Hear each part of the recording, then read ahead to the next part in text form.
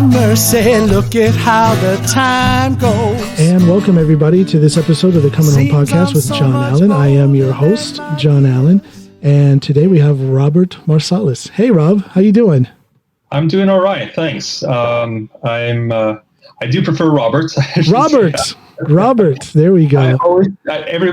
People say Rob, and I know they mean it really well and really friendly, so I try not to be too rude about it. I said it with love. No, but you know what? And I totally get it, because the name thing is important. You know, living here in Norway, my name is John, which it has to be one of the top 3 most popular names in America, right? But They always want to call me Jon over here, and it just, that doesn't fly. So I politely remind them that I am not Norwegian. I'm American. My name is John. So you are Robert, and that's. Yeah. I have friends I've known for many years who call me Rob. So I'm not offended anyway. No, the name is important, man. The name is important. Yeah. Now you've been here in Norway for quite a while. I thought I had been here a long time. 93. 93. Yeah. So when did you come over? I came in 2002, the 5th of June, 2002. Okay. Yeah. I came in October of 93, and I remember I came in October. It was really beautiful, and I just thought, like, it felt like I was on vacation. I didn't have a job at the time. I came over here without a job, and I came because I married a Norwegian. Oh, you poor guy. Me too. Yeah. We're not married anymore, but we did have a bunch of kids together, and my life is here. Well, it was love. It was love that brought me here as well. Pretty much the same situation, just a decade later. Yeah, it's the Norwegian recruiting program. There's something with these women going out there and capturing us attractive American men and dragging us back here. Oh boy! So okay, 93. Now that was back in the Lillehammer Olympic days, Well, that's just it. Because I came in 93, and it was Norway at its most Norwegian, because they were both debating EU membership and preparing for the Lillehammer Olympics. That's right. So they were just like, everything in the papers was about what is it that makes us Norwegian, and it was really, people were wearing like very traditional. It is vodmen, this dark blue and leather clothing. People wearing the knickers skiing, and it was just really sort of super Norwegian when I came over here. Well, now it's gone from the knickers to the LL Bean. I have been here for now it's 18 years, and I've seen the change in Norway. Yeah. So you have probably seen a drastic. I mean. Yeah, Norway back in the early 90s, it was just a different country. It was totally different. Well, it was. So was the U.S. Sure. I go back pretty frequently with work. I always have done. The company I used to work for had office over there, and the clients I have now have offices over there. And so I've been back to. I've mostly been back to Houston, which is not my home. But, I have been back to the United States a lot, and I can see how much things have changed. And there are lots of references I don't get anymore over there. Oh, really? Yeah. and there are references here that I don't get. So anything that's a reference here that like before the 90s, I don't know what they're talking about. And in the U.S., if it's references to something more recent, I don't always know what they're talking about. Well, I get some of the older references because my wife is, she's the same age as me. So she's not like old, she's not like ancient, but she's very Norwegian in the sense that she is proudly Norwegian, and she likes that old school Norway stuff. And she kind of got that from her father. He's passed now, but he was born in 1934, so she had an older father, if you know what I mean. Right. So she kind of had she has her roots are very firmly planted in Norway. So she brings up some of these old references and these old television programs from the 70s when they still had black and white TV in Norway and things like that. And I guess I'm proud to say I surprise people when I pull up a reference here and there from the old days. Pre-90s. Yeah. Right. No, that's do you find that it helps that you're, because my ex-wife is pretty international because she had a Norwegian father and an American mother, and she lived her life sort of both places. Yeah. So she was definitely Norwegian, but she wasn't like super Norwegian. But did you find that your wife being so rooted in Norway and Norwegian tradition, has that helped you sort of integrate over here, or how have you found that to be? I think it's helped me familiarize myself with Norway. I don't like to use that word integrate because in Norway, that word has more of a tendency to mean assimilate. In other words, drop all that you are and be like us. Right. So in a Norwegian reference, I do not like to use the word integrate. I have adjusted and I'm doing fine here in Norway. And I do believe that my wife's, that traditional side of her has really helped me. Sometimes she'd like to make us think that she's international because she took a trip or two to Venice Beach, back in the 90s. And wore like the bright colored, spandex and leg warmers and whatnot.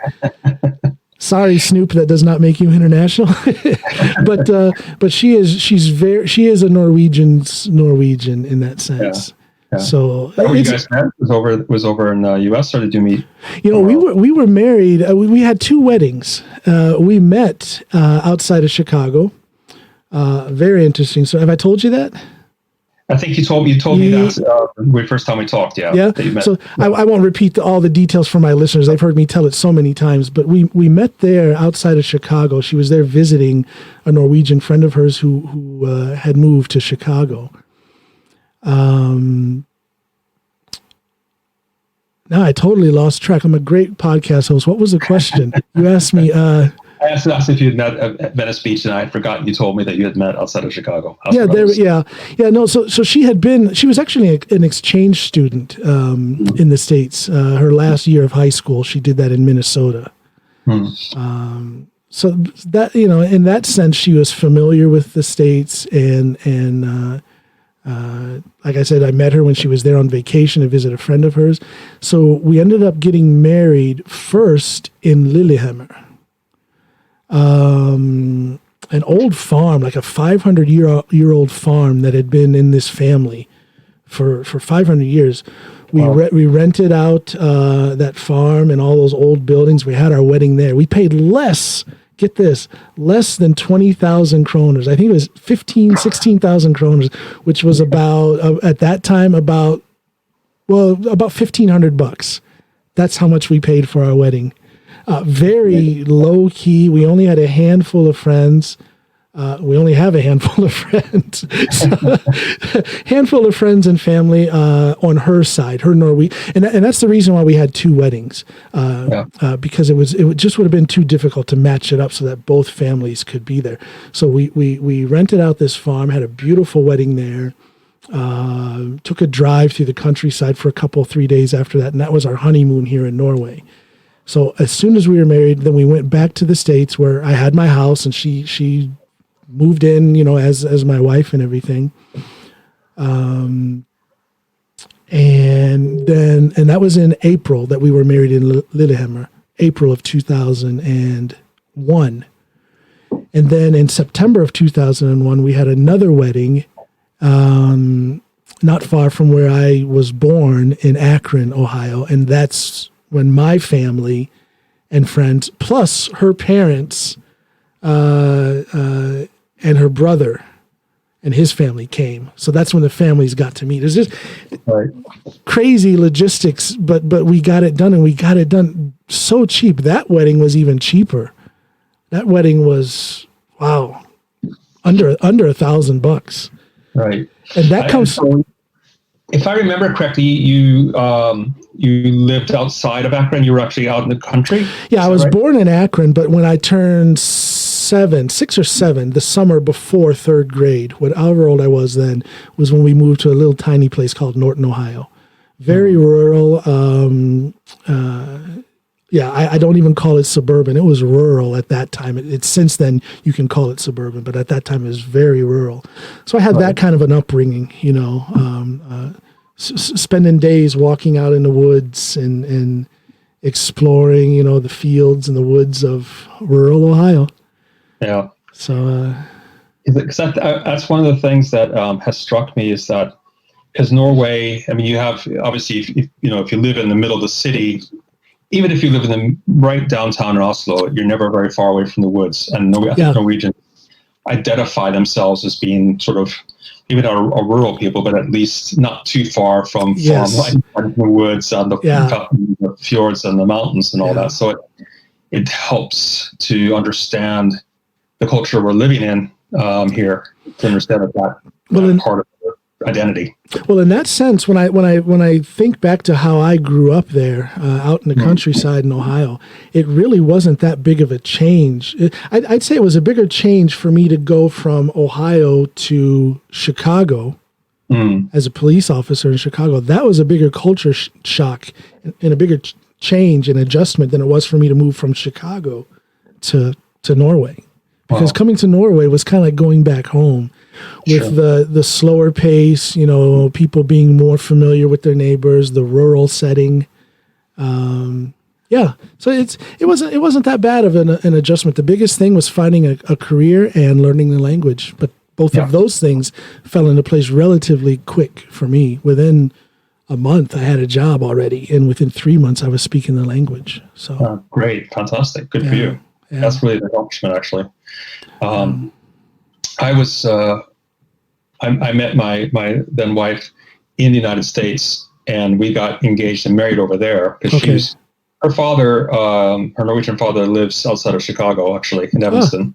Evanston, college town, That's right. And then so when we got married, I thought, well, I'm going to learn Norwegian, so I started studying it over there. Oh, did you? Okay. Yeah, and then I took the university's summer school language course that they offered, at least at that time, and that was sort of my big leap forward. So when I moved to Norway, I actually spoke the language well enough where people automatically switch to English. That's the hard part. It's not getting people to switch to English all the time. Well, what a relief What an easy entrance to the country when you already have the language down. I didn't learn it. She tried to teach. I think she taught me how to cuss a little bit,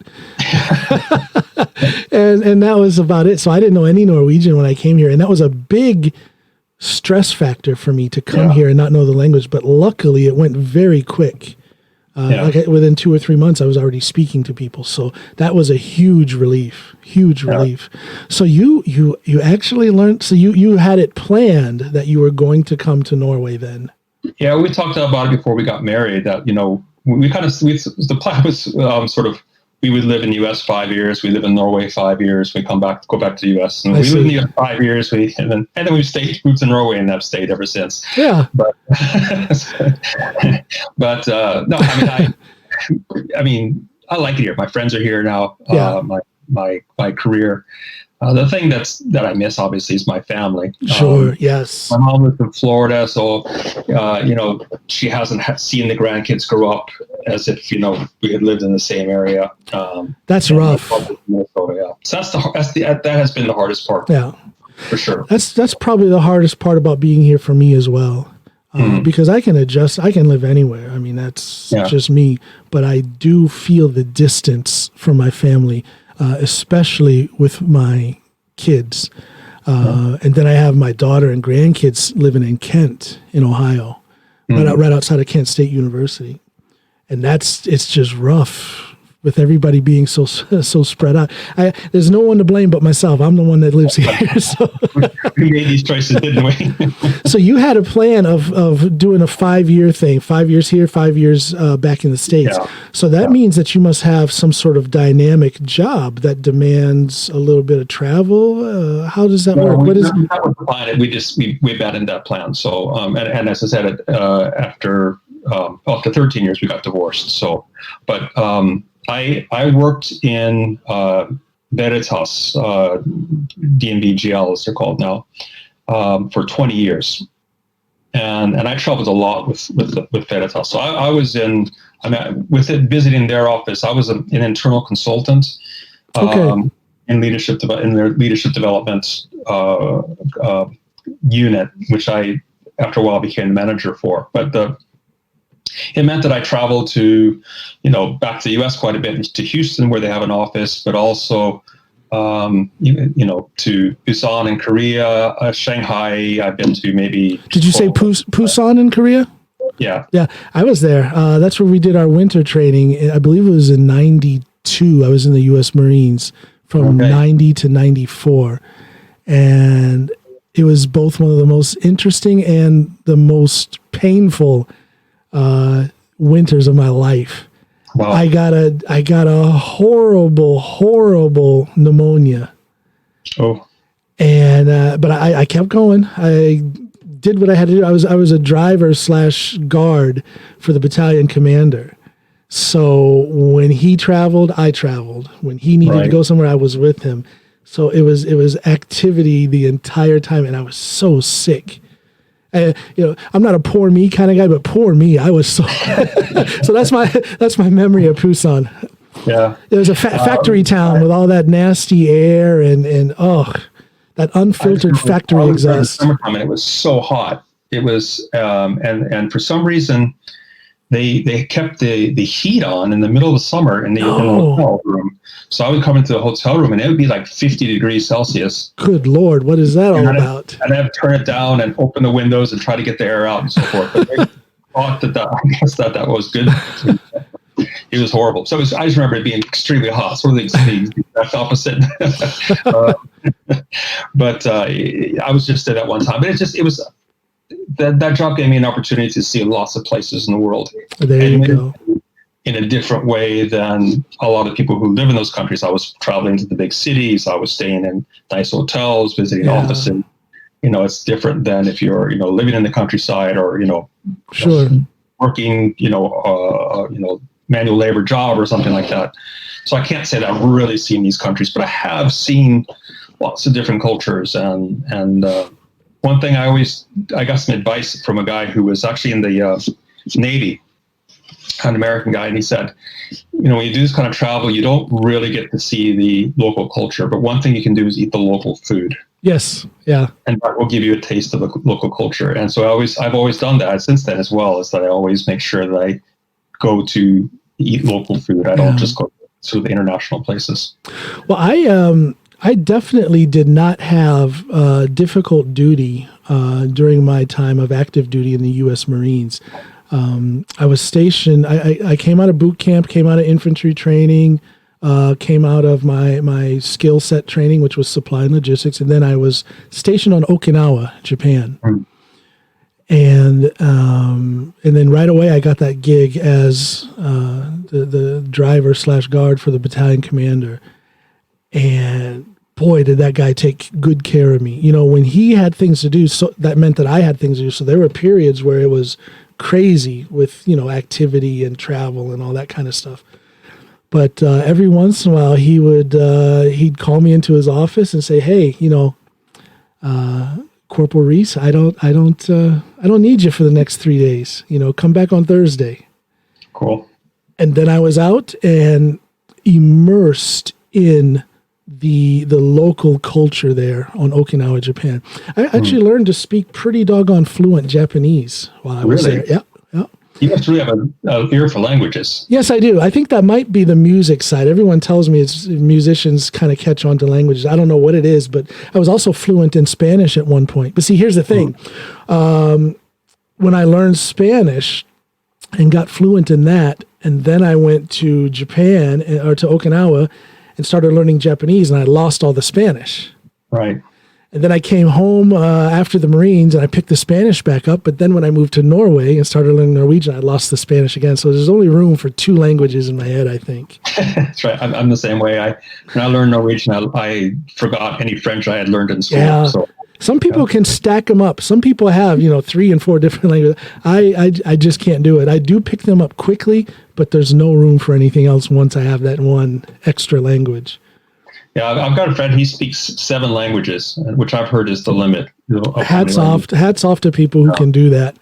Yeah. But no, so I was lucky to be able to immerse myself in the culture when I was there. I was there for 2.5 years on Okinawa. I extended my duty there. It was supposed to be only a 1-year thing.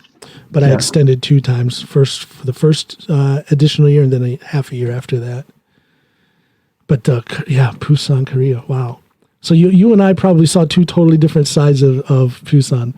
We may well have done. I was visiting. It was a maritime customer, shipping customer. So there's like a huge one of the big shipping companies over there. And what was good about it was that I did get to. I mean, I was the whole time working with Koreans. I wasn't just working with expats who happened to be stationed in Korea. I was working with Koreans. Yeah. And I remember thinking that it was really. So I had been to Singapore before that, and I felt like. Now I'm really in Asia. Where things are a little bit. I'm not quite sure what's happening. I can't read any of the signs. Yeah, because Singapore is kind of westernized in a British type of way. Yeah, it is. Because you've got lots. The signs are both English and Chinese usually. Yeah. And there's a lot of Indians who live in Singapore as well as Malay, and so you've got this kind of melting pot. Yeah.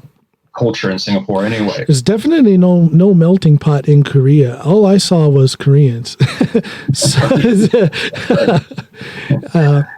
was the same thing. And so that was, and I kind of liked that. I've experienced that a couple of times. Once there, and then also in India, where it's like I just felt like I had I really stepped into a different culture, a different city. People live so differently here. There are different smells, different ways of doing things. Yeah.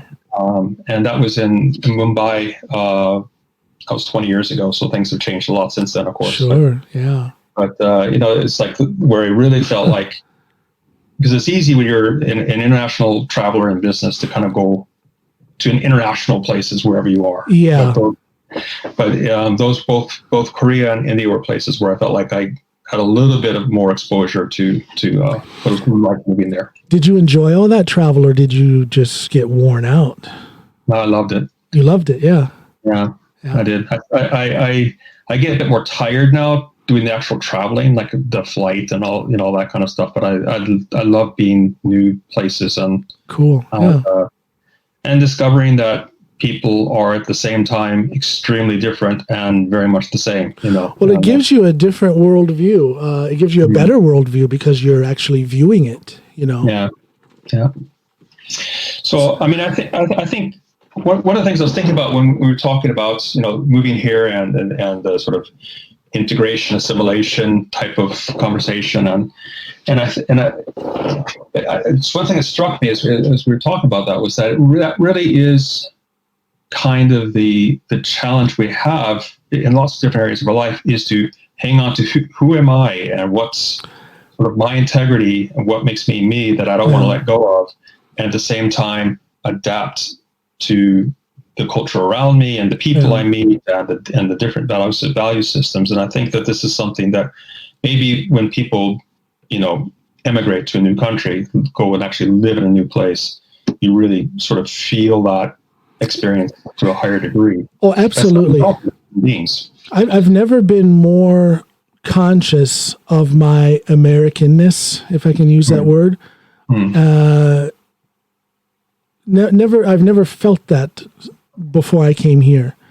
Same thing with my blackness. I've never felt it in the same way that I feel it being here. And I guess it's that whole thing with perspective, time and distance, I haven't lived at home for so long that the homesickness just builds and builds and builds. And one way of dealing with that homesickness, for me anyway, is to just keep a closer eye on what's going on back home.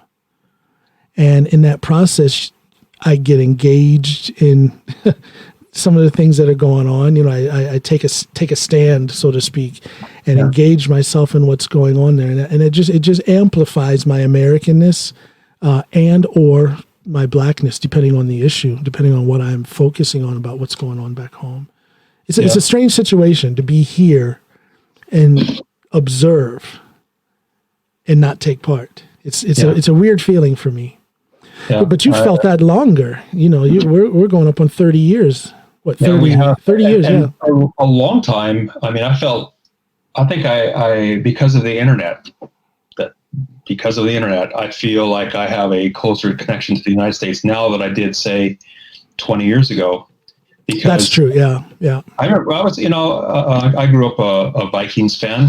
I remember going to the Minnesota Vikings game when I was 6 years old, and the old Met Stadium, and it was. That's back in the Fran Tarkenton days. Fran Tarkenton, Alan Page, and Carl Eller, and I had a poster of Carl Eller on my wall. He was my big hero when I was a kid. Yes, big guy, 6'7". Yeah. He was not a small man. He's not a small man. So he was my childhood hero in a lot of ways. But so I grew up a Vikings fan, and then after living here for 10 years, I mean, I felt so distant from it. The whole sort of what I kind of lost track. I was reading a little bit in the Herald Tribune, but I didn't really know what's going on. And then I kind of forgot about him. And then my son discovered American football. And he knew that we were supposed to be Vikings fans, so he kind of got me plugged back into that. He knew he was supposed to be a Vikings fan. I love it. Yeah, he just knew it. He's got the most side of the family who's connected to Chicago and mine to Minnesota. Minneapolis? Yeah, I was born in Minneapolis. Yeah. My last address was St. Paul. My brother lives there. Yeah. And so I said that that's fine, but you are a Vikings fan, not a Cubs fan or a Bears fan. Some things are inherited, whether one wants to inherit it or not. And NFL loyalty is one of them. Yeah, and I've apologized to him since, because being a Vikings fan is very heartbreaking. Every year you're going to lose sooner or later. But didn't they have, what was this? Maybe 5 years ago? Didn't they have a running back who was like Adrian Peterson? Adrian Peterson, yes. Yeah. There's some good things happening with the Minnesota Vikings. Fantastic things. That's the thing, is that we were never like the Browns, who just lost every year in and year out. Isn't it sad? Oh my God. But we were like almost good. Yes. Or almost great. And that's worse. That's worse. You get your hopes dashed every time. Because Browns fans can laugh about being Browns fans, but I would imagine that being a Minnesota Vikings fan is just frustrating. Because you're always right on that tipping point, and it always tips the wrong way. But just the suspense of being right on the edge of being a good team. Well, in Charlie Brown, yes, where he always pulls the ball away at the last second, right? I don't think it's a coincidence that Charles Schultz, he's the guy that drew the cartoon. Yeah. He's from St. Paul. He's from St. Paul. That's true. Yeah. That's the inspiration of that. That is somebody who, I think Charles Schultz might be one of the first celebrities, if you will, that I had a desire to meet. When I was a kid, I just wanted to meet him. Yeah. Because there was something, it just fascinated me that someone could come up with the storylines and the characters. I mean, those are some eclectic, dynamic characters in that Peanuts cartoon. And it just fascinated me that this guy came up with that. Yeah, iconic, really. I mean, yeah. So I always had a dream of meeting that guy. Yeah. Minnesotan, yeah. Yeah. But anyway, so because of the internet and YouTube, I know so much more about what's going on now. I was watching, the local news reports from Minneapolis when the protests were starting going on there, and so it's some of the same, different perspective, obviously, but a very it was heartbreaking, to see that travesty, what happened to right there in your hometown, in my hometown, and that's sort of being the epicenter of this whole thing. And at the same time, wanting to be really engaged. At the same time, thinking, okay, I'm here in Oslo. I'm not going to go out and start protesting in the streets of Oslo. I don't think that's the way I can contribute. Yeah. So I just thought, you know what, I'm going to write posts, and I'm going to, when people make comments that are wrong about, racism in the United States, and I'm going to be engaged. I'm going to challenge them on it. And I'm thinking, who can I influence? I can influence people like me, middle-aged white guys. And they don't listen to the younger people anyway. So, maybe they'll listen to me. And that's, hats off to you. That's what needs to be done. People need to engage in conversation and debate. People need to correct knuckleheads out there who, and I call them knuckleheads because if you, I don't know, if you don't understand that there's institutional racism, systemic racism in the United States, and there's just, I don't know. I guess I don't believe that people don't understand that. I believe that people choose to willfully ignore it. That's what I think.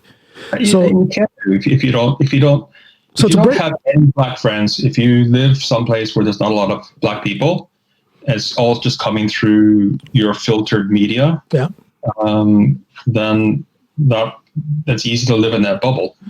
Yeah, and it's one thing to not be aware, but when you see the evidence before you, they do show it on the news. You do see it on social media.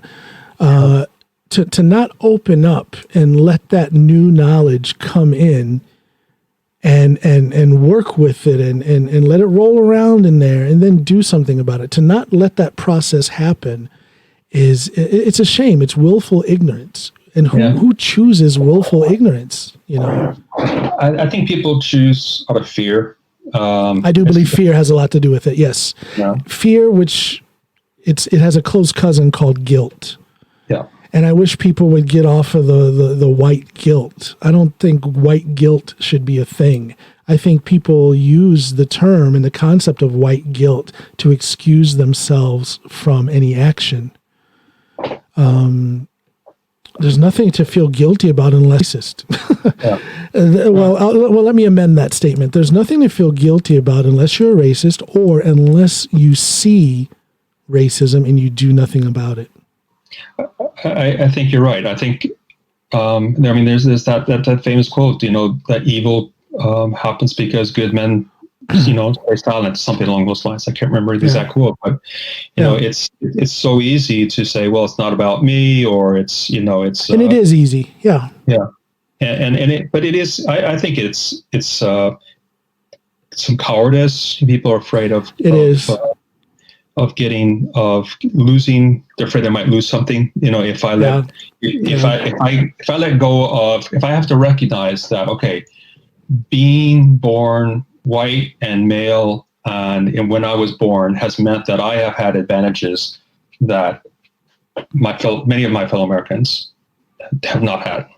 If I acknowledge that, maybe I lose something. Maybe I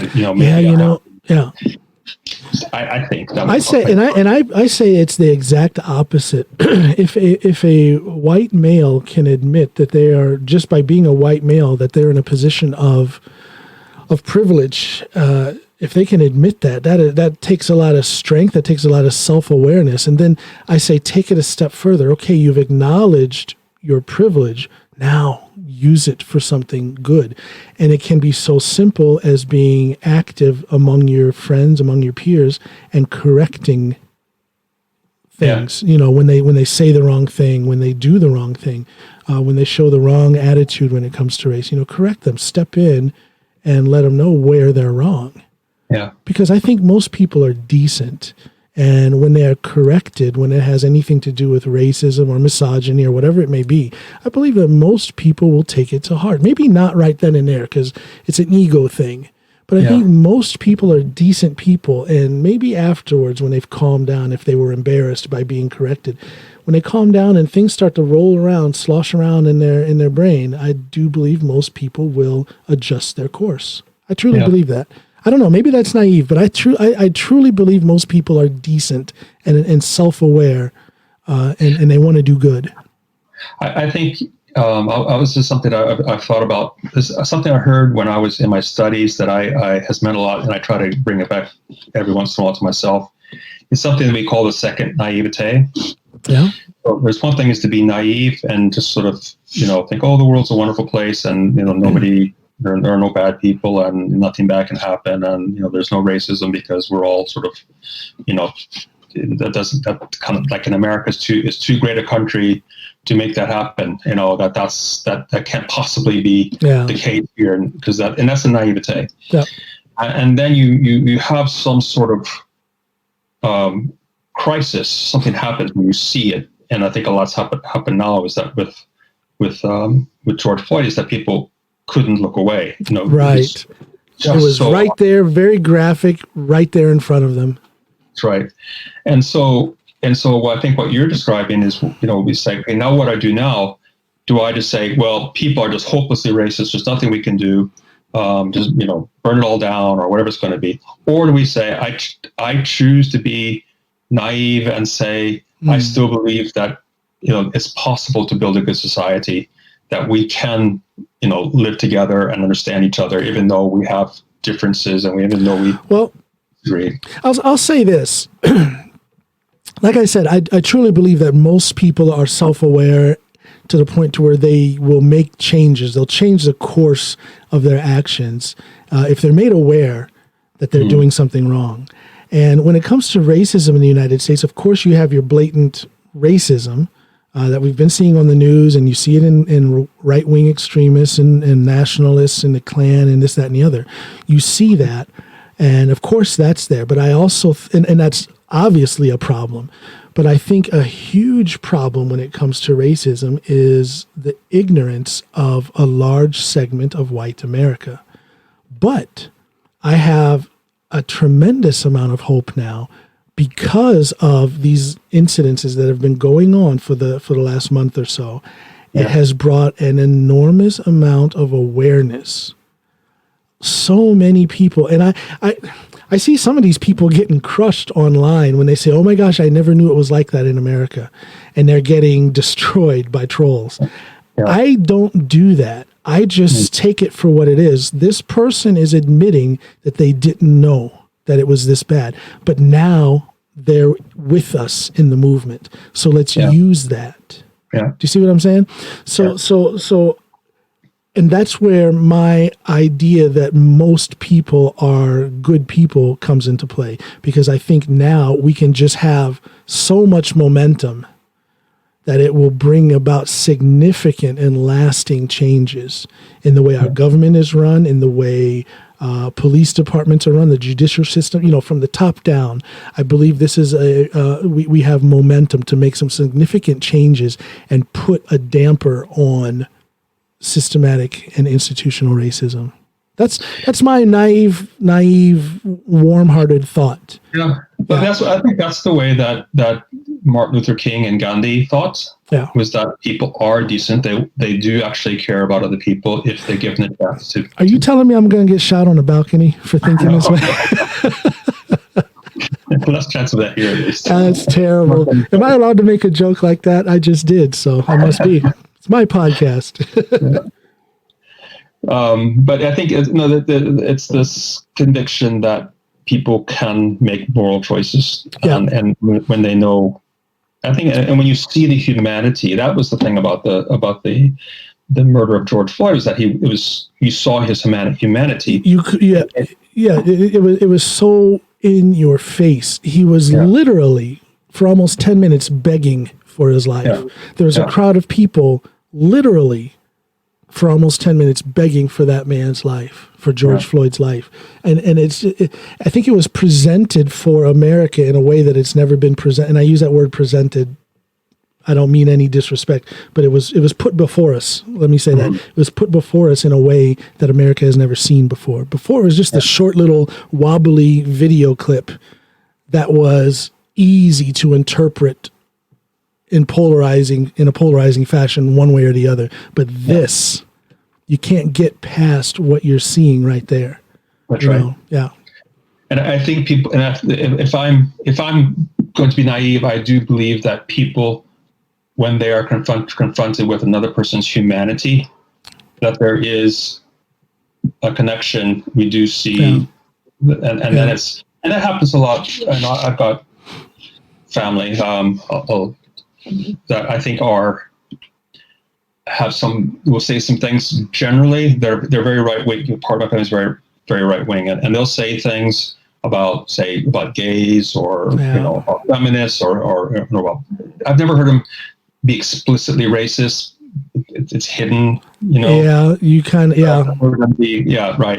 But if you roll up that carpet, you might see a lot of dust under there. Right. Yeah, a lot. And anyway, when my brother is gay, and so when he introduced his partner, who he'd been with for I don't know, 15 years before he came out to my whole family. They were so welcoming to him. They were so warm. I get touched and emotional when I tell it, because it's like we were so afraid that they would respond, sort of based on the rhetoric. Yeah. That's not happening, because here, my brother, they've known since he was, born. Yeah, I was going to say it's different when it's family. Maybe that opens a lot of eyes. Yeah.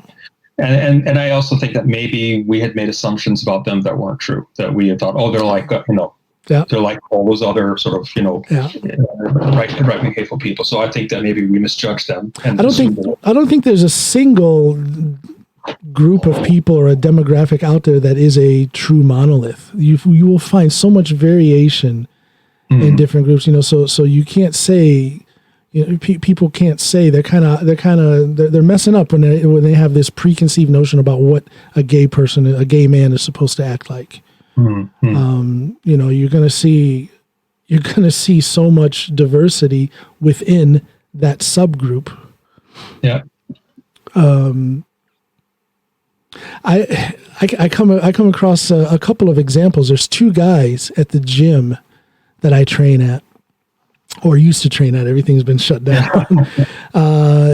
Who I think I met both of them back in 2001 when I was here on vacation to visit my wife.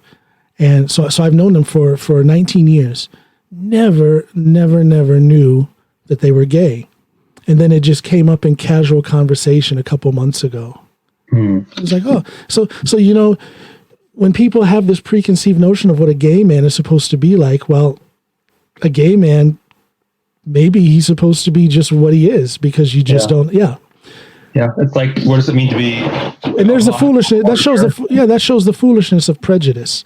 Yeah, you cannot have that preconceived notion, because your notion is, I'm not saying your notion is wrong, but it's not the only way of describing that demographic or that type of person. Yeah. So, because I know that you've done some talks, you've been on TV, because you have unique perspective. You're a Black American, but you're also an ex-policeman. Yeah. And so you probably are able to give a perspective that very, very few people here in Norway can. Have Norwegians been open to your talking about it? Have you found that how have you been received in these times? Well, since my podcast episode, it was my episode 28 is the one that kind of went semi-viral and got all of this media attention. And since then, I'd say for like the last 3, almost 4 weeks, I've been very well received. My inbox is getting flooded with people asking questions. It led to a radio interview. It led to a TV crew coming home to film me here at home. It led to one of the biggest experiences of my entire life, being on the breakfast TV here in Norway. Everywhere I don't know. I don't go out much. I'm pretty much a homebody. But today I was all over the place running some errands, and everywhere I went, people were. I mean, they recognized me from that. Norway is not that big of a country, as you said, and as you said, now maybe I'm getting a little more attention. And as you said, there's not a lot of Black power lifter, former cops from the United States living in Norway. So when you put a guy like that, like me, on TV, people are going to notice it. So it's been very, very interesting today, just being out and about here in town and people recognizing me and coming up and at least giving a nod. Norwegians aren't very open, but giving a nod or asking, "Oh yeah, was that you on TV?" That's amazing. I have to tell a story that when I first moved to Norway, I mean, like the day that we landed, and we were staying at my mother-in-law's house, and I decided I wanted to go for a walk around the neighborhood to see, and there was a guy out, mowing his lawn, and I waved to him, and he stopped and he just stared at me. Like, do I know you? What are you doing? What are you doing? I've done that every time we've moved and we've moved a lot here in Norway, and every time we've come to a new house, and I've gone through that whole thing of waving at the neighbors and getting that stare, like, yeah, do I know you? Or I know I don't know you, so why are you waving at me? Very, very Norwegian. Yeah, but I must say that because my friends here now are most all of them are Norwegian. Yeah. Yeah. So I'm not really involved in the American community at all. I have some American friends, obviously, but the people I normally meet, they're all Norwegians. And it's not like we Americans are congregated in one place. We're kind of spread out. So any meaningful connection is usually through social media. Yeah. We're too spread out. It's not like we get together and have a picnic every weekend. Yeah, there's this 4th of July picnic in the park. But it's interesting to have a profile. A platform now with my podcast, which then opened the doors to all of this media attention. It blew my mind to be able to sit there on Good Morning Norway. Good Morning Norge, as it's called. Good Morning Norge.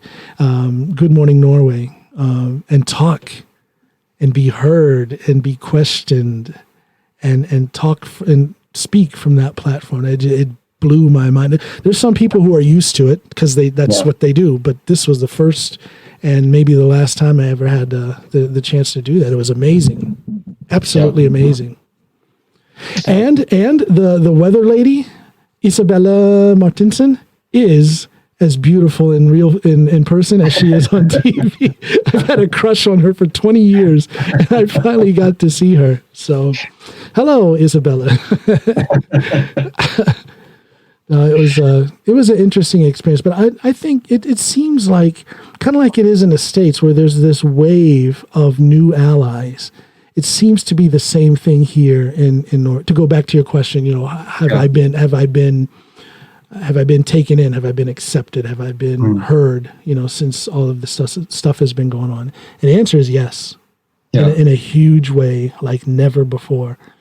I used to consistently have Norwegians try to tell me that I don't know, was too focused on race, and they would say that at the very first conversation we ever had about race, and maybe it was something that they had brought up. But if they bring it up, I'm gonna. As the kids back home would say, I'm going to spit my knowledge. Yeah. Right. And boy, I'm so cool using phrases like that. Cooler than me.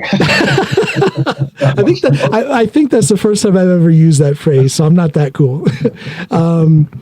No, but if they bring up the subject, I've got a lot of knowledge on it. So I'm going to vocalize that. And then it's almost like, whoa, hey, back off, John. I mean, that's you're too focused on that. And that's been a typical response up through the years since I've been here. But it seems to have stopped and swung around to openness, to curiosity, to a desire to be an ally from the Norwegian people that I've had contact with here. So it's been amazing. It's been amazing. I think there's really there's a momentum now towards change in that area when it comes to race. I think it must be possible to have some hope now. It feels I feel it's good. I have hope. I've been accused of being naive. I accuse myself of being naive, but I have genuine hope.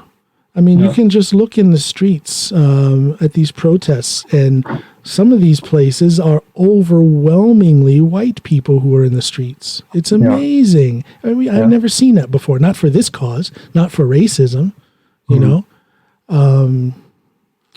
I think there's going to be some change. I think there's going to be some significant change. Lasting change. So. I think we had some correspondence earlier, and I think you were right when you said that there's also some changes that need to be made at the top. Yes. I don't. For those who are listening, when I talk about race and all that stuff, I'm not being, and I put this in quotes, political. I'll stop being political. I'm not being political. I'm talking about the difference between right and wrong, when it comes to race. Exactly. But I will say this, there needs to be some political change. We need to have a different president at the top, because that man is not interested in having a meaningful debate, a meaningful discussion about institutional racism. There's not a single person in his cabinet who will admit that there is such a thing as systematic racism. Yep. That says a lot right there. So when you've got that at the top, there can be legislation, Congress, the House and the Senate, and then eventually maybe the Supreme Court can do things to get around any opposition that the president and his cabinet might give. But it just doesn't look good when it's like that at the top. It doesn't. And scares me. It's scary. It's scary, I think. I too. And I think we're probably very much aligned around what we think about the president and so forth. What I'm also naively hoping for is that also white Republicans start to see and say, this is not the way we want things to be. I think they are. Yeah. I can't come up with any names, but I know there's some senators and congressmen who have quite clearly, very openly and clearly stated that they would like to see some sort of change at the legislative level, to address this whole issue with systematic racism. And that's very promising, because it's so easy, for me anyway, to get this image of Republicans being, if not racist, they're at least very, very indifferent to the plight of people of color in America. It's very easy to fall into that and think that they're all like that, but it's refreshing. It's refreshing, and it gives me hope to see that there are Republican congressmen and women who are standing up. Yeah. I like it. Yeah, everything we can do to encourage them, to continue with that. Times are changing. You're in an interesting situation. You told me earlier, you at the age of 57 find yourself in a situation where you have to almost remake your life. What's going on with that? What's that all about? Well, how's that for a good segue? Well, I'll try to connect some dots too, because I was just to give a little bit of background. I'll try to give my whole life story, but I worked for 20 years in a big company, international company, very secure company, and things changed. Even there, there was a merger, and my job situation changed, and so this was in 2016. I decided, well, I've been safe in this. I've had a steady paycheck, and I've had a sort of very secure job and everything else, and I wanted to be able to do more of what I know I'm good at. Okay, yeah. I wanted to be able to work directly with clients, and I wanted to be able to. I enjoy public speaking. I get feedback that I'm good at it. How's that way of doing humble brag? I really enjoy coaching. One-to-one, working with both managers, but also professionals of any kind, and it's like I want to spend more time doing what I'm good at and less time what I'm not good at, which is some of the more sort of corporate, administrative type of focusing on systems and tools and that kind of thing. And I really am engaged, or when it comes to what leadership is about, is connection with people. Yeah. It's about having a vision about where you want to go. It's about being able to connect with the people that you want to go with you. And it's about making sure that you have the skills and the tools and the systems that will support that. But it's like things have changed, and I had to change too. And when I made that choice to go out, now since 2016, things have changed again. Yeah. And I've seen it's gotten progressively harder each year to get new clients and to sell projects. Now, let me pause you right there. To get new clients, okay, you've said what your job is, but what is your job? What exactly do you do? Right. So I think you could say that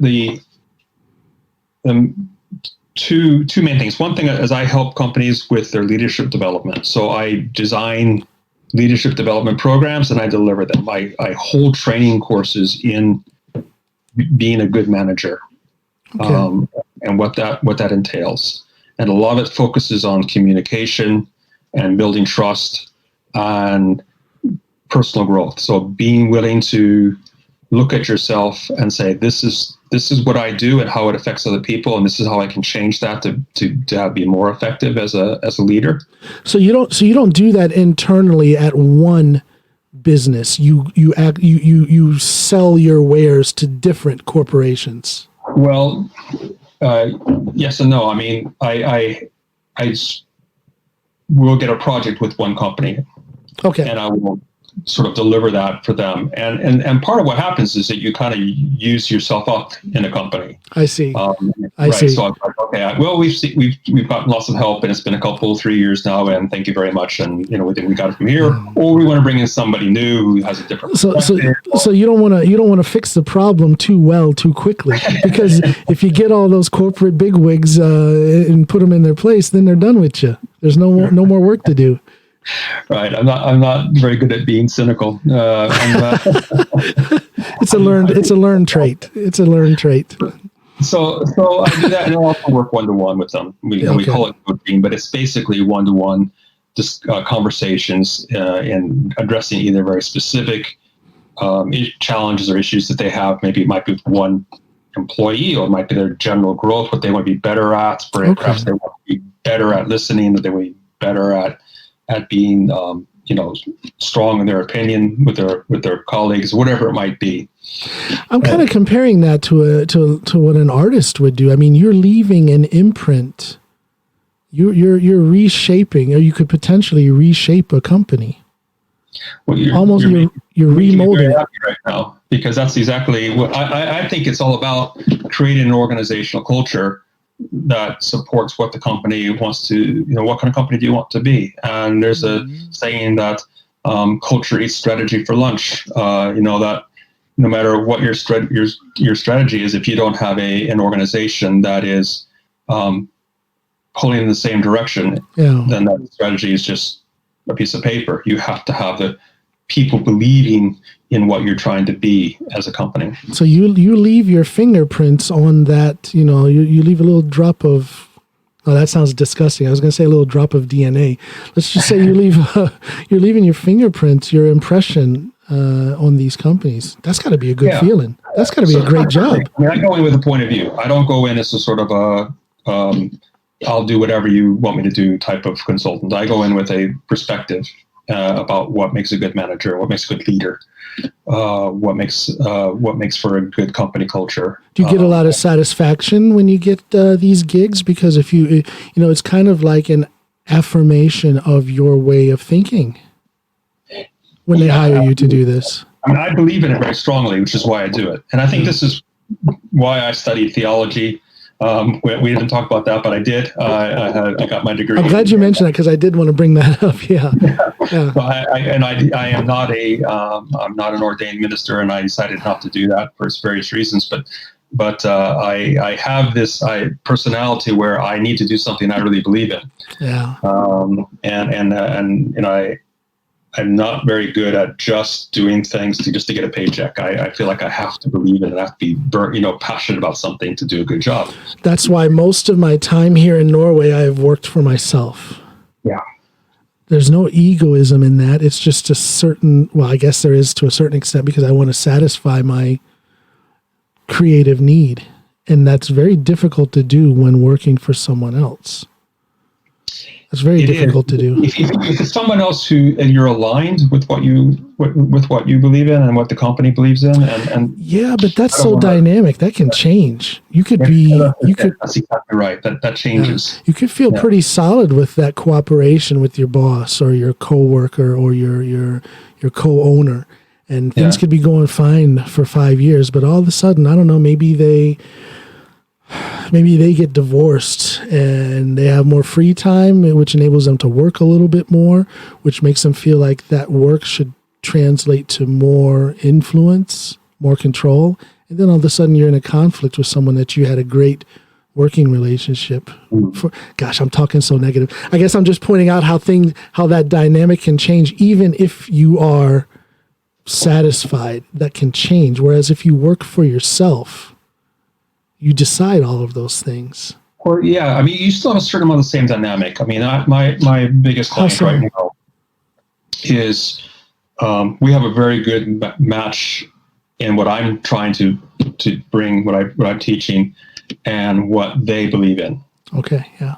So it's I'm definitely influencing, but I'm influencing them in a way that they already agree with. So like it harmonizes well. If it were a company that had a very mechanistic approach to leadership, a very sort of incentive or punishment driven way of, then I'm not the right person for you. If you want somebody who's going to come in and have a very humanistic leadership, then I'm the right guy.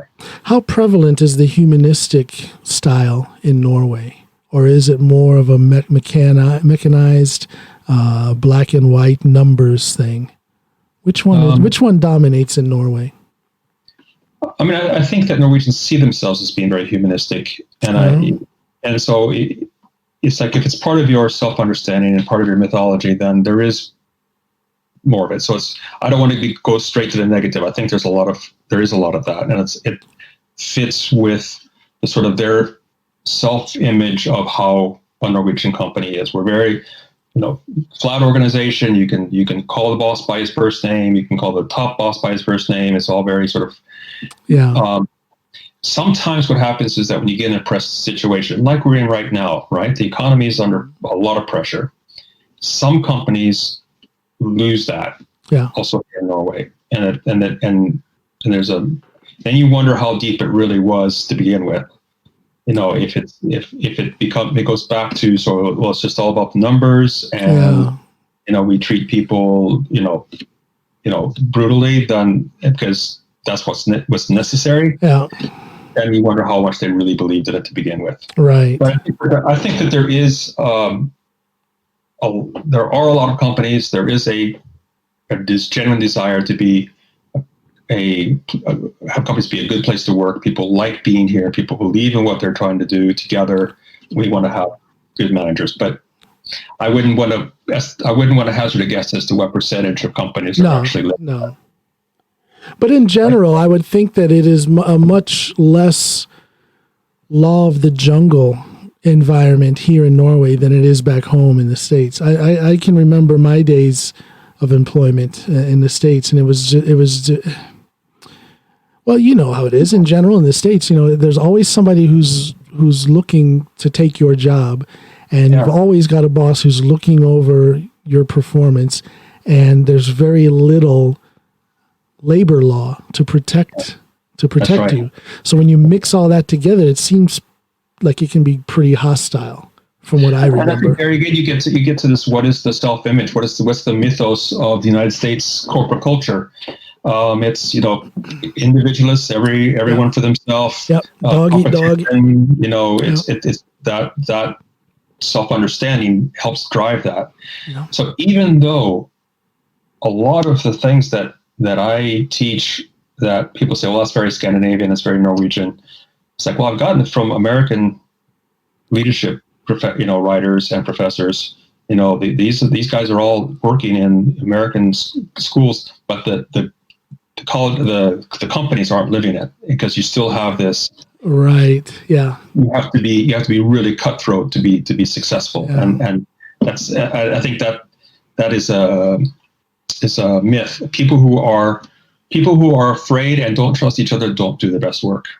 I think people who are trying to achieve a common goal, you can have cutthroat competition with your competitors, but not with your colleagues. Right. I totally agree that, and it seems to be that is the way of thinking here in Norway in general. I think it's definitely fits better with Norwegian culture, and I think you're right. Generally speaking, that's true. How to do that in a good way is the hard part, So when you voiced to me that you're in a period of change, a period of reinventing yourself, what does that entail? Have you changed the way you work? Have you a new set of goals? Are there some new challenges in front of you? Did you make those challenges yourself? Did you choose those challenges, or were they placed in front of you by circumstance? To answer the last question first, I think circumstance has been driving a lot of this. But then I make choices given that circumstance. I think that being an independent consultant, you're very vulnerable. Absolutely. Right. So that independence brings vulnerability. Absolutely. So, but you still have the same, economic rules that apply. If you want people to buy your services, you have to offer them something that they will find valuable, right? And they have to know about you. They have to know about you, and they have to trust you, and they have to want what you're offering. And as a provider, I can only provide services that I believe in, that I think will make a difference, the positive difference. If I'm not adding valuable to a client, then I can't do that. I'm not good at going through the motions. Mm-hmm. So I want to keep working in a way that allows me to get my messages across, that keeps making a difference on organizational culture. But the part that I'm trying to think about, what do I need to do differently, is maybe the time of sort of selling consulting services as the only way that I try to make money. That may be too vulnerable. I see. So you want to diversify. Maybe there are different ways to make an impact. Maybe more focus on one-to-one coaching, maybe more focus on writing.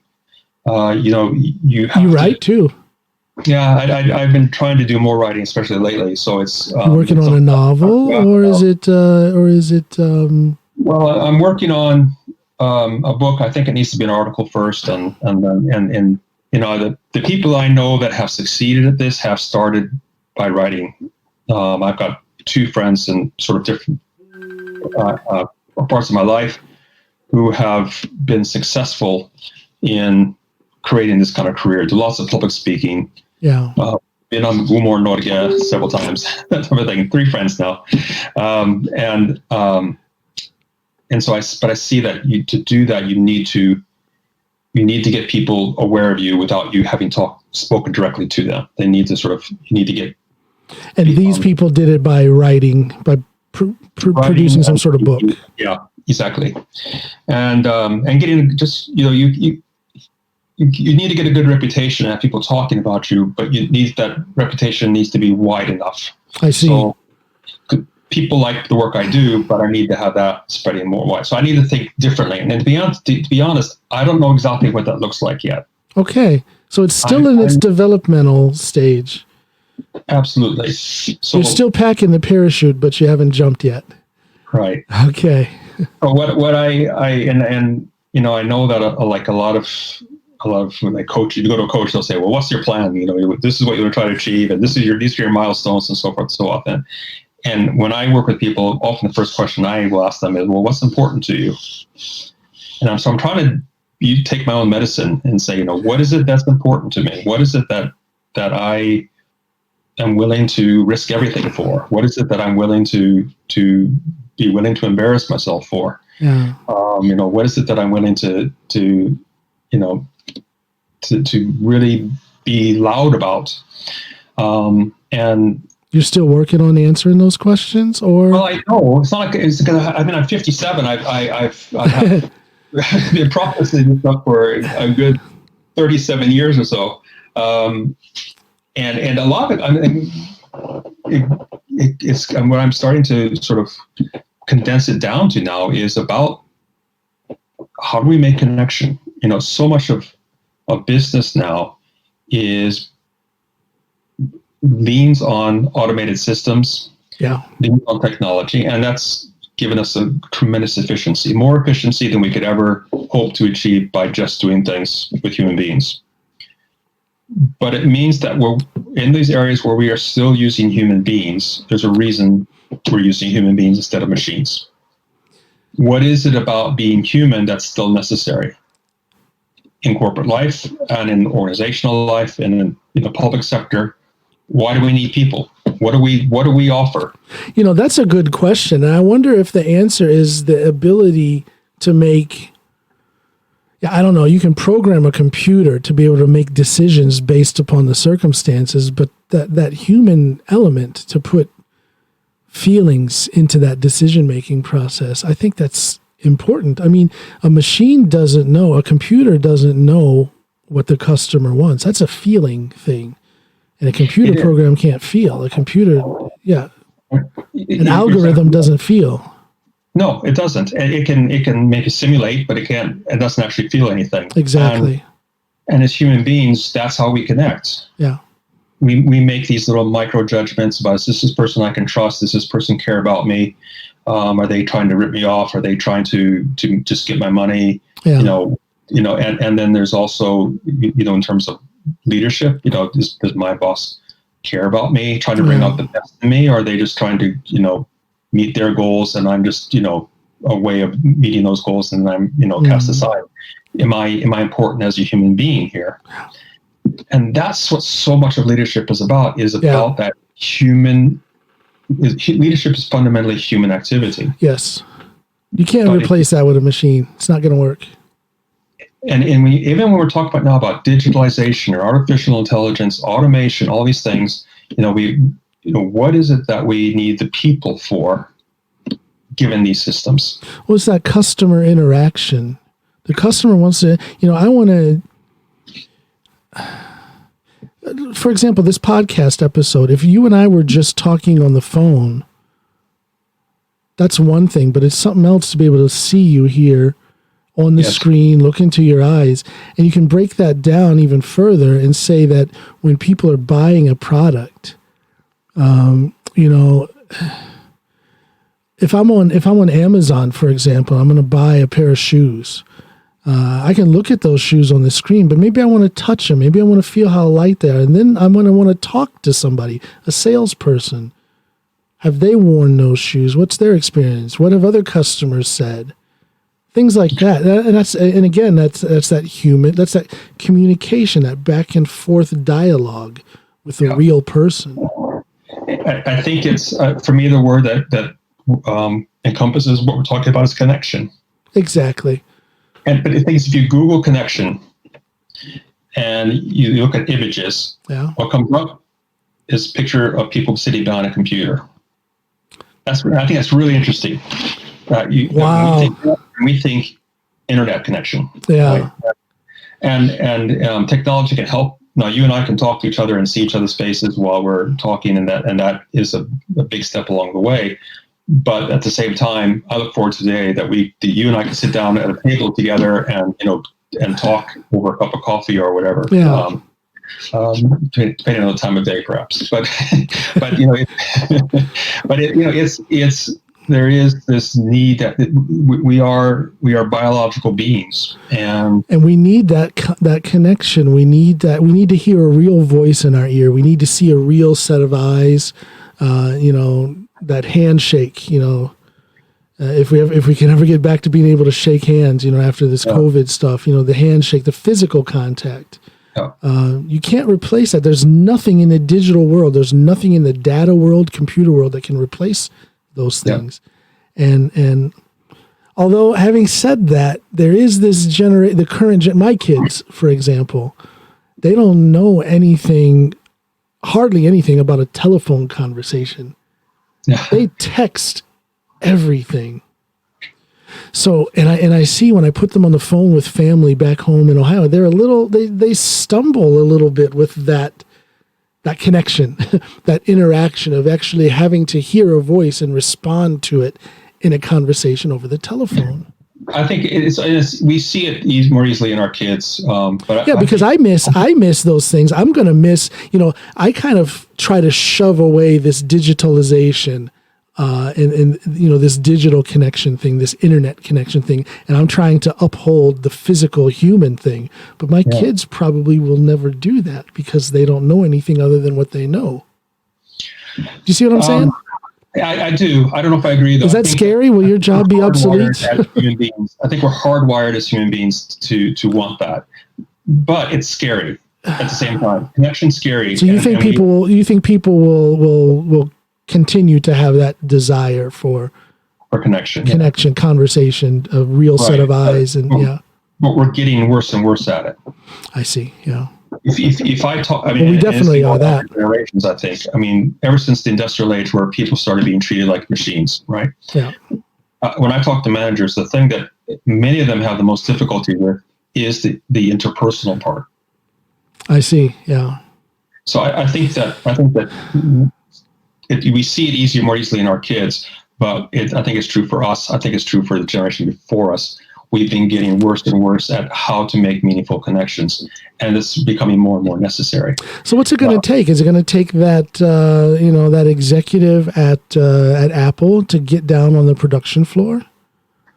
Take off the suit and tie, put on a pair of coveralls, and work with his employees? I'm old enough to remember when there was something called management by walking around. Yeah, that was an actual thing. Yeah, you walk around, you talk to people, and they're just not doing that these days. Or some do, obviously, but I think that what's interesting now is with the COVID reality, and everything happening over video meetings and so forth. People have been saying, well, what's going to happen when it's over? Are we going to continue working from home and doing video meetings, or are we going to go back to the office ever? And others are saying that maybe we'll be even more focused on meeting face to face. That will become and I think we don't know yet. I don't think we know what's going to happen. But I think no matter what, we're going to have to be better at making human connections, whether it's over the internet or not. Because I was thinking it could be that, people want to go back to the real connection thing, or it could be that the corporate fat cats see that they can save some money by closing a few office buildings and just letting their people work at home and pay for them to have a good internet connection. I'm sure there'll be some of that. Yeah. Absolutely. Yeah. But if we're thinking of a little bit longer term, what's going to happen with society and development of society, there's a book by Johan Hari called Lost Connections, and he is writing about depression and anxiety, and he the point of the book is that we spend a lot of money on medications for depression and anxiety. But what research has found, and what the point of the book is, that the best medicine, so to speak, against depression and against anxiety is connection. Yeah. And against drug abuse. Yes. And against crime prevention. All of it. All of the things that we struggle with in society, the best remedy for all these things are human connection. Well, I know for a fact, if I'm having a rough day, if I'm feeling depressed someday and I'm just sitting on the couch in my underwear, there's a site for you. And just down in the dumps and depressed. That's hard to do if you get a visit all of a sudden by your best friend. Yeah. We sit down and we pull out the guitars and start playing and singing. Well, all of a sudden I'm not depressed anymore. I at least have put on pants, but there's something about that. That's medicine, as you say. It fights, it destroys depression. Yeah. It can fight problems with addiction. That human connection, feeling like you belong in a group, or feeling like somebody actually cares about you. Yeah. And that's what I think is sort of the secret ingredient, and there's research that backs this up, and that's really what I want to write about, and try. That's something I'm not quite sure how it's going to manifest yet. So you haven't started writing then? I have started writing, okay, but it's very much starting writing. I see. Writing's hard work. It is. I've been trying to do that for 300 kilo than it is to write a book. I've been trying to do it myself for a couple of years now. Yeah. Trying to get started. Well, I have gotten started on a book, but it's not easy. I've got a good friend who has written lots of books, and I said, how do you do it? How do you write a book? He said, well, you type chapter 1 and then you start writing. And you know what? It's really not harder than that. Yeah. It really isn't. I think we put too much thought into it. I was talking with another friend of mine, another expat, American lady who lives in Denmark. And we were talking about, she wants to start a podcast. So she called me up for some advice. And I told her, I spent so much time. I bet I spent about 4 months researching podcasting. What's the best platform to go with? What kind of microphone should I have? What's the best mixer? How often should I put? And in the end, I got so frustrated. I mean, I'm talking about hours and hours and hours on YouTube and Google researching this stuff. And in the end, I just went out and bought a new mixer and a couple of microphones and started my podcast. Yeah. And I truly believe it is the same thing with writing. I'm not going to scrap the book project that I have, but I am putting it aside, and I have started a new one. It's going to correlate with my music releases, with my singles. Basically, that one chapter per single, and that'll be easy to do because I love me. I love my music. I think I have the best music out there. Otherwise, I wouldn't write it and release it. So to write about that will be easy. So it's really that simple. You just write down chapter 1 and start writing. And I think and also to think it's an iterative process. You go through it over and over again, and it's like, but until you start writing, until you start getting something down to work on, you're just waiting, and waiting can be a good thing if it's intentional waiting. There's a Taoist expression. I think it's Taoism. It's the wise warrior sits beside the river and waits for the bodies of his enemy to float by. And it's I like that. It's because you can't force it. You can't this. You can't say this is what's going to happen. But you do have to actually be at the river. You have to be present, and you have to be awake and aware. That's so well stated. That's well stated. That's a good way of looking at it. I like imagery like that, metaphor, imagery. Yeah. It's the artist in me, I guess. Yeah. So how did you get from studying theology to not even going to church at all? How did that happen? That's a heck of a journey right there. Yeah, it is a journey. And it's a journey. It's not like one thing happened, but I mean, I think to start with, why did I study theology? And I grew up in the church. My mom still goes to church every Sunday. Lutheran? Lutheran, yeah. And my brother's active in his congregation, and so it's very much in the family. I've always wanted to understand the meaning of life.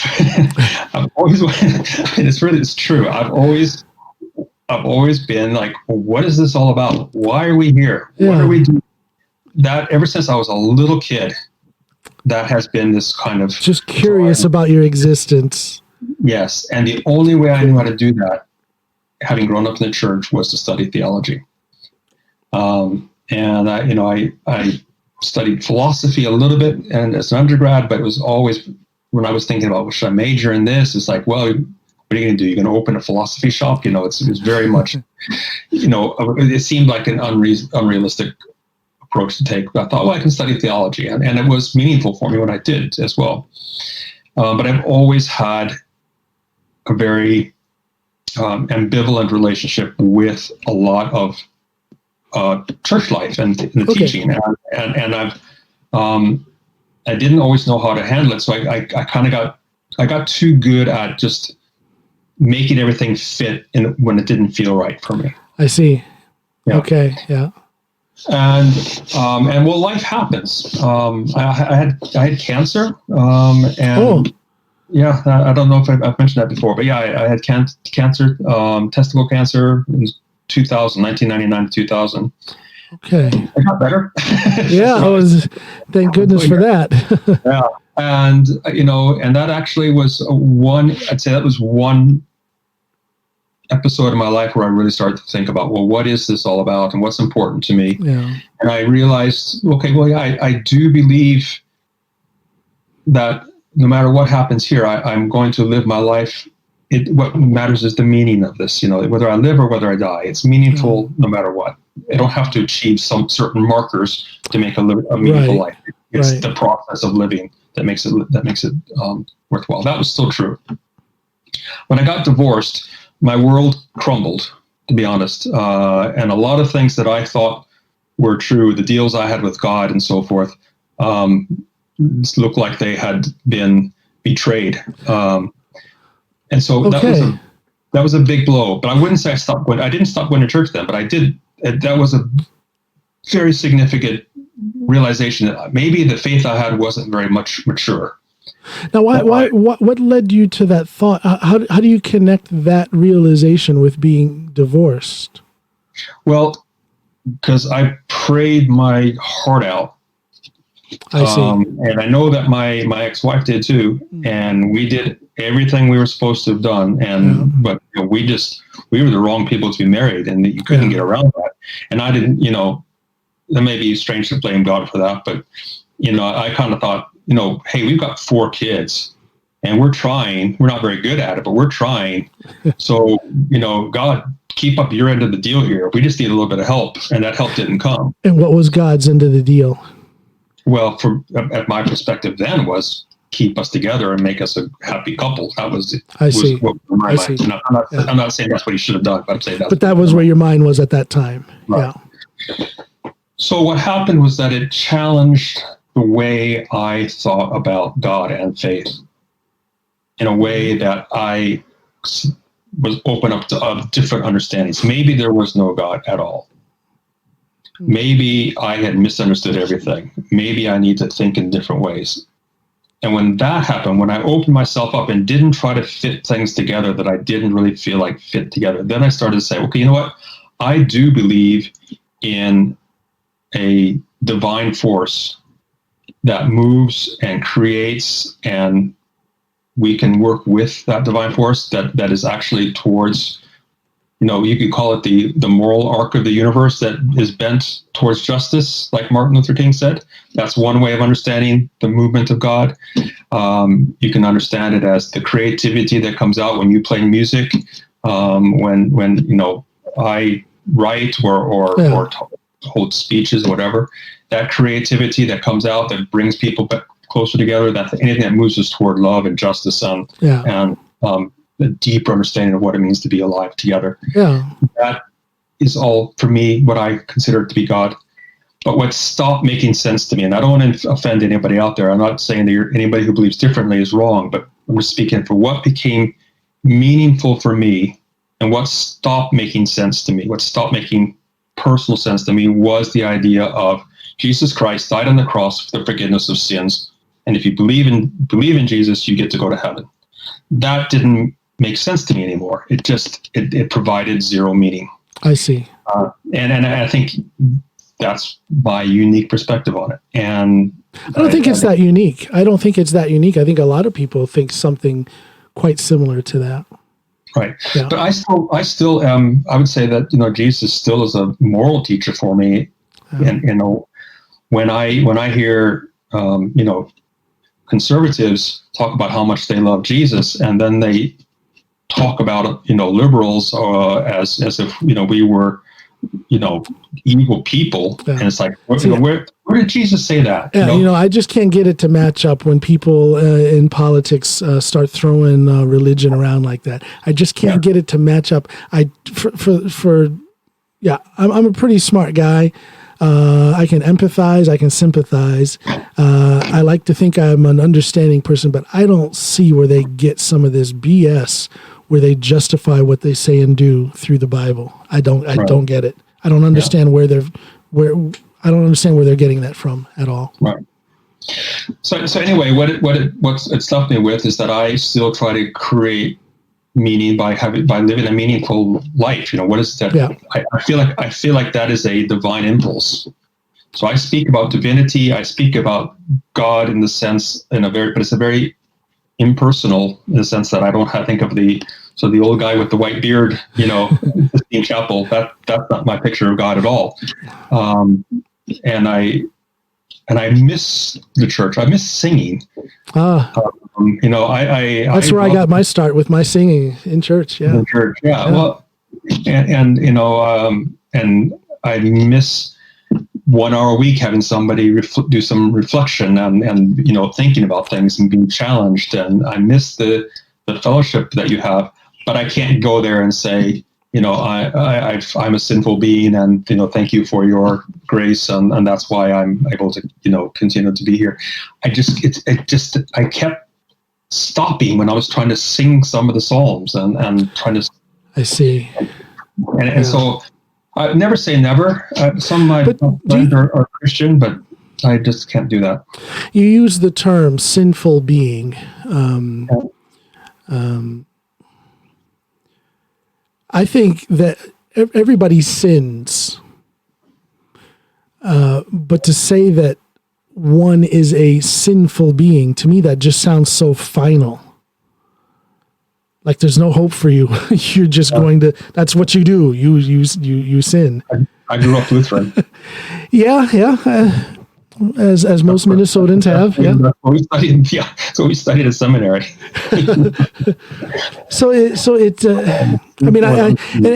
I'm just kind of pointing that out because I hear people use that term quite often when they're speaking of religion and when they're speaking of their beliefs. And I don't think that God has intended for us or expects us to be sinful beings. But to me, that just sounds like you are just dripping with evil. You're going to constantly do wrong. There's no hope for you. And I can't believe that God would put us in a situation like that. I can't believe that God would create the world and the people in it to be like that. I don't think so either. That's something I can't get behind when I hear people preaching that we are sinful beings. I don't see it.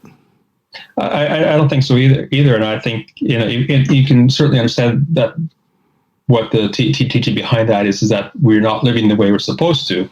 That's right. But I don't know that the sort of transaction of the forgiveness through the cross is necessary to make us move from not in the way we should we need to change. But how about this concept? We are living a good life. We are living as we should, but we mess up from time to time. Yeah. Which to me, that is the exact opposite of this concept of we are all sinners. We are all sinners. That just sounds so final, and there's just no hope for you. So why even try? I think it doesn't match reality. I mean, think about your children. They're not born into sin. These horrible people. They do dumb things. And at the same time, we see our children and we say, "Wow, there's a beautiful human being." And they're going to make mistakes and they're going to struggle. But all they know is that they're loved and supported. And that is that goodness that's there. Yeah. And we just have, if we would try to, so that all of that, I think I still have. I have a lot of what I took from the church is still very much inside of me. Yeah. The moral foundation, you're obviously still reflective. You still can think on things religious. So it's not like you've turned your back on religion. It's just that you've turned away from the studies. I've opened it up. For me, I feel like I've opened up. If I could find a place where all of this was like if everybody believed this way, we could go together and sing and have potluck afterwards. I would go to that church. And we've been sitting here now for maybe 10 minutes talking about religion. 10 minutes talking about religion, and yet I hear constantly, "Oh, you can't talk about religion. That's one thing I'll never talk about is religion." And my question is always why. I think it's fascinating. I mean, we're here, we're on this planet. How did that happen? Yeah. You can go with the more scientific thing that's devoid of any religion, or you can go the religious route. And if you go the religious route and think it through, it's a fascinating occurrence. It's a fascinating set of occurrences. And don't you like a good discussion? Don't you like potentially a good debate? What's wrong with talking about religion? Why do people fear that? Yeah. I don't know. It's funny because a lot of people are afraid to talk to me about religion. They'll talk to I'll be at a party and they'll talk to each other about it, and I'll be sitting there, and I don't want to jump in and sort of I just sit there and listen. Nobody ever asks me. But they know that you used to study, right? Yeah. But they won't ask you. Maybe they think that I'm going to be, start preaching or something. I don't know. I wouldn't. I like talking about religion. I also like talking about politics. When people say you should never talk with your friends about religion and politics, I don't know. I don't dig that. I think it's a good thing to talk about those things. You show a little bit of yourself when you get into discussions like that. And I'm not afraid to show myself. I guess that's what it is. I think that's true as well, because these are very deep things, and people are a little bit afraid of, will our friendship tolerate that? If I say I believe in something, and you don't believe the same thing, does that mean we can't be friends anymore? Yeah, yeah. Yeah. So somehow it's gotten to be that way for very many people, but I just I can't get down like that. I have to. It's an exploration. I'm searching, and in that searching process, I want to meet people who don't agree with me. Yeah. I might learn something, or I might have the joy of actually teaching them something that makes their life better. Or they can do the same thing for me. I mean, that the potential for those two things to happen is, that's what the search is all about. It's funny because, I remember a friend who she was so different. She had a dancer, Tai Chi, very spiritual. And we were talking about God and religion. And she said, well, I believe I'm God. And I'm like, what? Wow. Was she high at the time?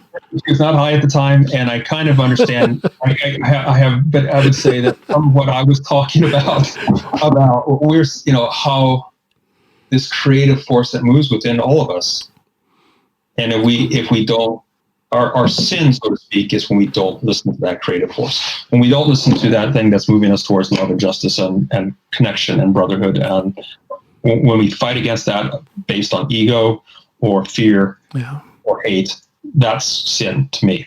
And so the sin still has meaning, but I'm not willing to say, hey, we're so sinful that, we're hopeless, and the only thing that we can do is hope that that was a propitiatory sacrifice. I'm pretty well knowledgeable about the Bible and excuse me, the Bible and all of its verses, and I can't find any in the New Testament, at least. I can't find, or I don't recall seeing any reference to mankind as sinners. I believe that is a man-made construct. I believe that those words have been uttered by ministers, reverend, priests. Yeah. I don't believe that is anywhere in the Bible, at least not in the New Testament. We would certainly claim that they build their theology on the Bible. I don't want to defend it or and that's not to say that any of them are being blasphemous, but I do believe that in the process of putting the word of God out there, some of their own interpretations come out. Yeah. And their interpretations, it's human to interpret things individually. But I would say that even the Bible are interpretations. We have the Gospels, right? You have 4 Gospels. They're telling the same story 4 times, 4 different interpretations. Yeah. So the Bible was written a long time ago, long times ago. So it's, plurality. So trying to make it a book that matches exactly what it would be like today, I think is ridiculous. And that's one of the problems I have with sort of militant atheists, is they take the Bible and say, well, obviously it's idiotic, just it doesn't match any of our scientific knowledge, it doesn't match what we know about. I find that to be just dumb. Yeah, and they'll come with the argument that, oh my gosh, you believe in fairy tales if you think there's some big white guy with a long beard and white robes up there looking at you. And my answer to that is, that's not what I believe. Right. I don't believe that that's what God is. It's hard for me to put words on what God is, on what I think God is, but he's not some guy with a beard up there. So see, that's something that the diehard atheist has. It's like a false narrative. Right. It is a false narrative. It is. It's a straw man. It's but unfortunately, a lot of public religious figures still talk that way, right? That's true. Yeah. When you've got some of these guys, they're like, yeah, he's very much an old white man with a beard. That's what God looks like. That you can sort of see that, but I think there's a lot more of us who think very differently around try to understand. And again, with the Tao, they would say that, what is the Tao? Anything that you would describe as the Tao is not the Tao. And the Tao is kind of a way of speaking about at least my concept of God, which is anything that you would say, this is what God is, that's not God. It's like the finger pointing at the moon, type of thing. Yeah. So it's, I find it fascinating. I know a lot of people don't find it fascinating or don't think it's meaningful, but I do, and I wish there was some way to build on this. Maybe another podcaster, Russell Brand, he does that. He talks a lot about God and religion, and he has his own perspective on it. And I think that maybe that's where things will go, and maybe there's a place like somewhere in that sort of non-orthodox way of talking about religion. I'll never tell anyone what they should believe in, but I do, and I guess I won't say this. I would never voice what I'm about to say to an individual, but I'll say in general, I think that those who don't want to talk about religion, those who won't even think about it or discuss it, are selling themselves short. Because I believe that everybody, even an atheist, is spiritual. Mm-hmm. Not necessarily religious in the classic sense, but spiritual. There's something in their life that guides their moral compass, that sets their moral compass, that guides them in what they're trying to achieve, that gives them a sense of belonging, a sense of, that desire to do good. Yeah. And I believe that can be called spirituality. I think everybody has that. So if we accept that everyone is spiritual, then to not even discuss religion, I think they're doing themselves a disservice. Yeah, it might be that people are a lot more willing to talk about it. We're all more willing to talk about it than we realize. We sort of assume everybody else just doesn't want to. Well, I think some people have the image of talking about religion means that I'm trying to convert you. Yeah. Yeah. Maybe some people are just thinking that. So if they would first, lower their defenses and just jump into that conversation. If they have any kind of a philosophical mind at all, it's just a great subject to talk about. Do you consider yourself Christian? Oh, absolutely. I am. Yeah, for sure. Church of Christ. Baptized when I was 10, I believe, if I remember correctly. Yeah. Church of Christ. Church of Christ is very different than the Lutheran Church. It'd be interesting. What is it? Is it sort of the Unitarian Universalist, or is it more the sort of I would say Pentecostal, but more the sort of evangelical? Church of Christ is just the bare, as Mark Twain would say, the bare bodkins. It's straight from the Bible without being ultra Christian, without being fanatical. It's straight from the Bible with the man-made opinions and wild interpretations removed. For example, in the Bible, there's many passages about lift up your voice and sing. Yeah. And it doesn't say lift up your voice and your bass guitar and drums and keyboard and sing. Mm-hmm. So that's why we don't have instruments. We just sing a cappella, which is a great thing if you're going to be a musician or a singer later. You've got to learn how to sing, because there's no instruments that are going to cover up any discrepancies there. No, so the Church of Christ is just straightforward. It's not a lot of ceremony. When we take communion, it's very simple. And everyone forgive me if you're offended, but the glorification of the priesthood is not there in the Church of Christ. The minister, the preacher, is just another member of the church, an elder or deacon, if you will. And he has no more of a special connection to God than you in the congregation have. So it's things like that keep it very simple. There's not this intimidation thing. There's not this finger pointing of others who are not Christian or not in the church. It's a very open thing. It's about trying to live the life and live the example, and in the hopes that people will be curious and ask, and then come, and that it's it's not this brutal, ultra evangelical type of thing that you'll see in the Pentecostal side, and it's not this ceremonial type of thing where the priest is elevated a step above the congregation that you would see like in the Lutheran or the Orthodox or the Catholic. Right. Yeah.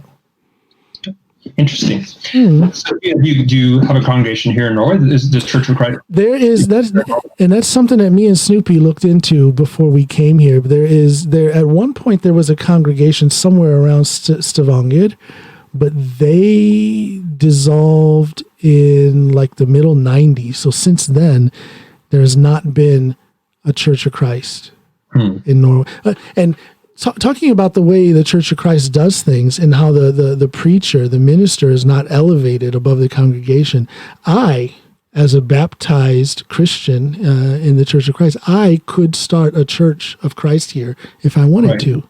Right. And it would be totally legit and recognized by the other churches of Christ wherever they may be, in the States or wherever. I don't know what kind of reach they have in other countries. But I could do that. Right. I could do that. And then, but then having said that, we also very much go by what it says in the Bible, where God says, or actually this is from Jesus himself, I believe, where two or more gather in my name, there also am I. Right. So that kind of removes the absolute necessity of congregating in the building, in the church. Yeah. The building is not the church. The people or the person is the church, in other words. Yeah. So it's a very straightforward, I call it relaxed interpretation of the way things are presented in the Bible. It's interesting because it's I think one thing about having some simple principles, it gives you more flexibility so that you can, just like you said, we can be. Because I think people get too caught up in the ceremonial aspects of religion that if you don't do this, then you're wrong, and if you don't do that, then you're a sinner. It's I don't know. That ceremonial aspect of it. I don't know. I shouldn't say anything bad about it. I'm not trying to say anything bad about it. It's just very foreign to me because that's not the way our church was. That's it. I love organ music. I'm glad we had organs in our churches, but I think that there's something very hopeful and beautiful about variety that, and one of the reasons I don't feel like I have to say I'm either Christian the way I was Christian earlier in my life, or I have to be a militant atheist. Yeah. I'm just a very difficult to define thing now, where I give myself permission to do that. And I think that's kind of that. If you have too strict of structures, you're not going to survive. Well, The way I look at that, and the way I was raised, I have my belief, I have my faith, I am a Christian, and I'll never try to push that on anyone ever. Some of my listeners are like, "Oh my gosh, he's a Christian," because I don't push that. I just live my life according to those principles, and those principles, there's no judgmental aspect to that whatsoever. Yeah. And I think that's that's the source of a lot of the anti-religious thing that's going around, is that a lot of Christians work really hard at trying to push their beliefs onto others. And that's where a lot of problems come. So I just live my life, and if anyone is curious, if they ask, like you did, then I tell them, and 9 times out of 10 it opens up to a discussion very similar to this one. I love talking about it. It's I'm fascinated by the whole concept of spirituality and religion and what happens. Heaven, do I believe there's a heaven? Absolutely. I don't think it's a bunch of angels with wings and harps and things like that. Right. But I have a belief and I have faith in the concept of there being a heaven. Absolutely. Yeah. Absolutely. and I think the faith that we have manifests themselves in different ways. I suspect that we wouldn't have to dig very deep to find ways that your faith and what faith you grew up in and the way you believe it now and the way you talk about it now has impacted the way that you live your life. And your values are as a podcaster and as a musician and as a power lifter, which requires self-discipline and as a Marine and so forth. And I would say the same thing, that both my history in the church, but also the way that I sort of, I'm sure many people would find a far too abstract way of thinking about God and faith now, but it really impacts my life and how when I'm trying to make a decision about what's my next step in my career. Yeah. Why am I focusing on human connection? Why am I talking about, being human in the context of technology and autonomy, automation and artificial intelligence? Why is autonomy so important to me? Why are these things, why is creativity so important to me?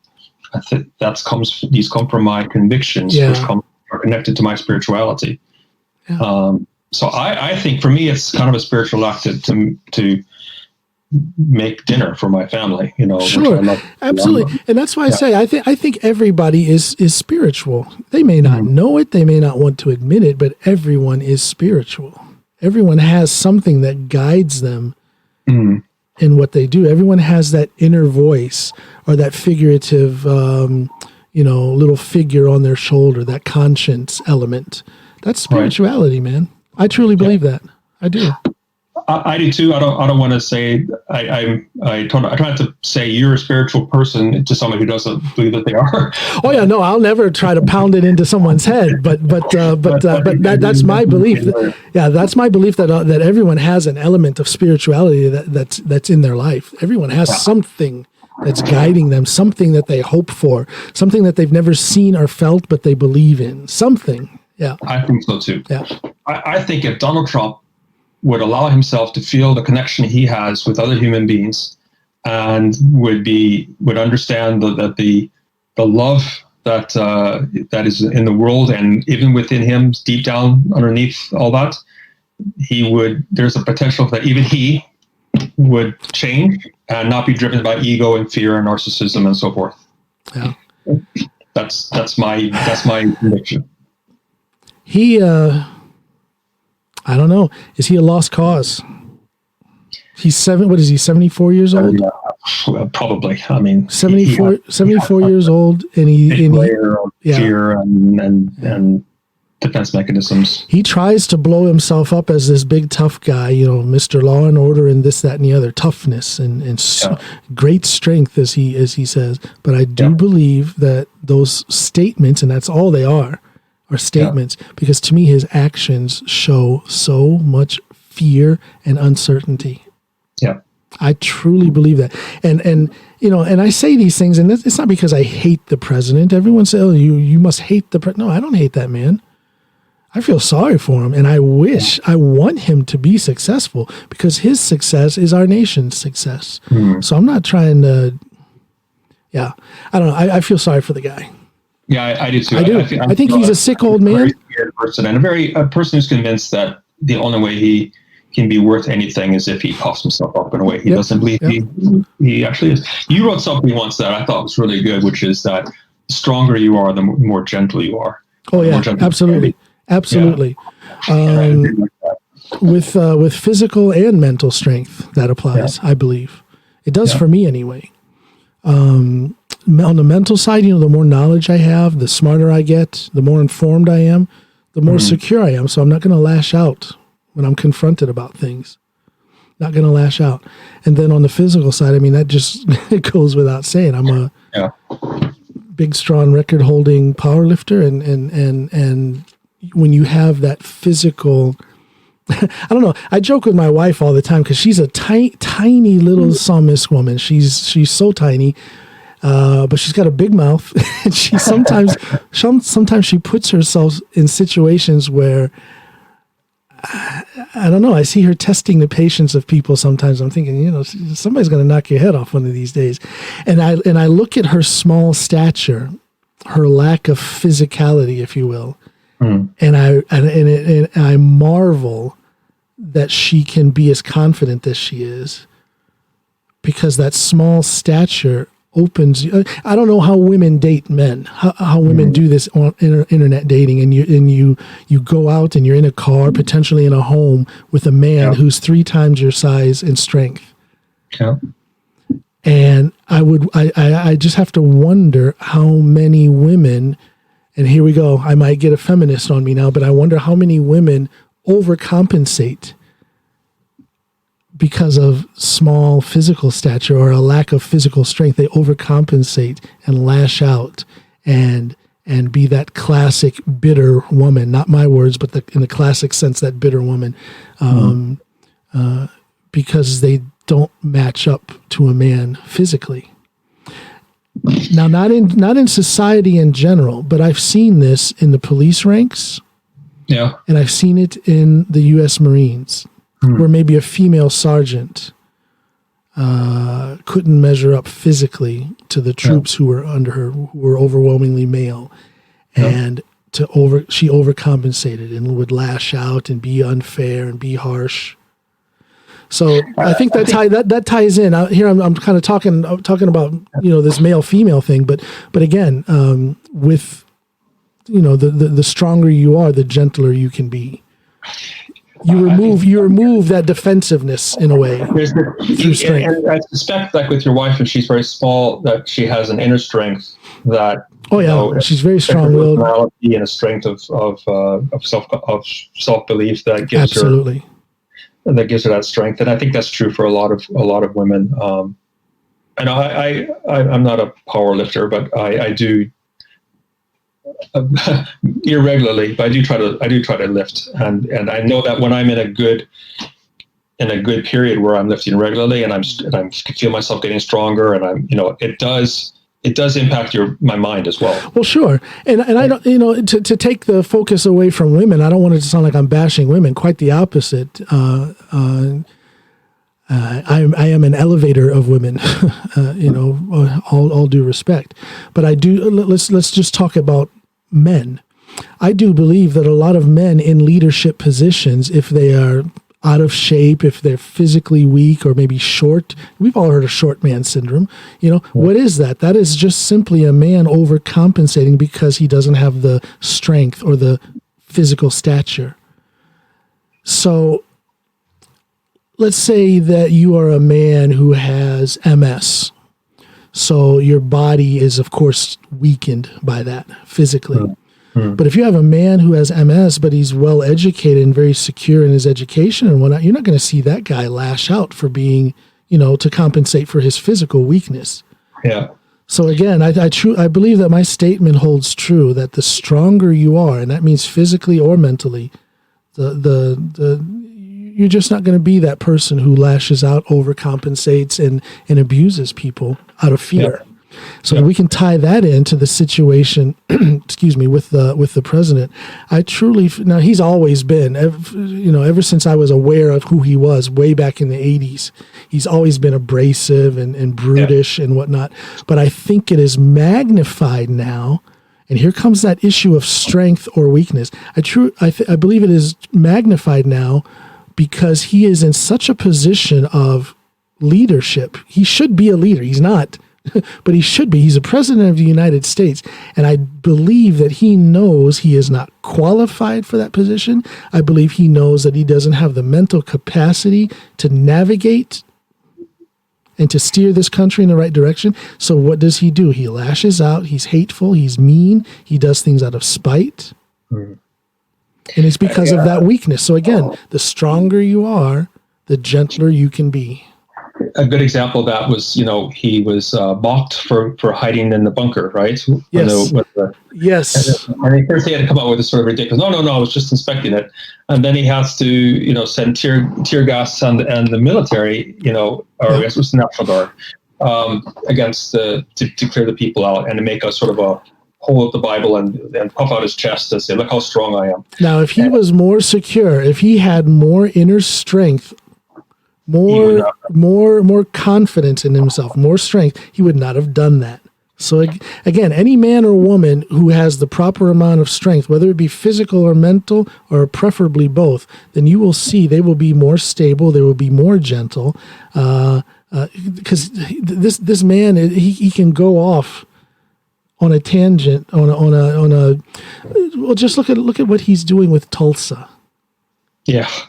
Now, he was going to have his rally on Friday, the 19th, which is Juneteenth, which would have been incredibly provocative if he would have done that.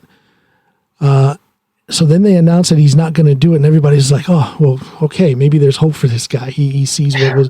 But what does he do? He didn't cancel it. He just moved it to the day after. He's doing it on Saturday, but still in Tulsa. And it's just... I mean, that's a position of weak... That is an action of a weak man. Mentally, emotionally. Yeah. I think so too. That's, you can often see that that leaders who have the most fears about their own adequacy are the ones who are the most control freaks, micromanaging, are the ones who are most likely to make threats, against people, to thinking that will motivate them. Well, if the president was as strong as he tells us he is, then he wouldn't have to tell us that he is. Right. it would show. We would see it. We would be telling him how strong he is. He wouldn't have to tell us. That's right. So, and I think that applies for women. That whole concept applies for women as much as it does men.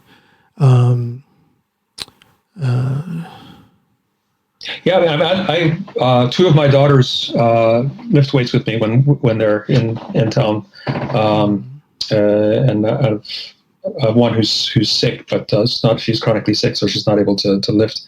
But they really appreciate it. They like being in the free weight room with the big guys, and and doing what they can. And I'm not a big guy, big muscular guy at all, but I sort of within my potential, I like to, sure, to what I can. Yeah. And I think the same thing with them is that it's important for them to feel like they're fit and as strong as they can be. And I don't know exactly what the relationship is, but I do think that when you feel like you're physically strong, it does help your mental strength. And when I talk of strength, I'm speaking mostly of mental strength. I mean, to me, that's more important than the physical side of things. Of course, you should always take care of your body, and a clean body means a clean mind. Strong body, strong. It goes hand in hand. But it's that mental side of things that are. I don't know. If you're weak-minded, then it doesn't matter how much you can bench press. You're going to struggle in life. Right. And you can have a bench press of 5 kilos, but if you've got the brain power to navigate through life, you're going to be quite successful. So it's the mental thing that is the most important. And I think that is a glaring, there's a glaring deficiency of mental strength in the president right now. And it's sad to see. I take no joy in making that statement. I think it's sad. It's pathetic and very sad to see, and it's not good for our country. He should do yoga. You know what? I've I've been saying that man, he should hire me. You know what? I would do that. I would go into business with the enemy. He's not the enemy, but I would hire me as a personal trainer.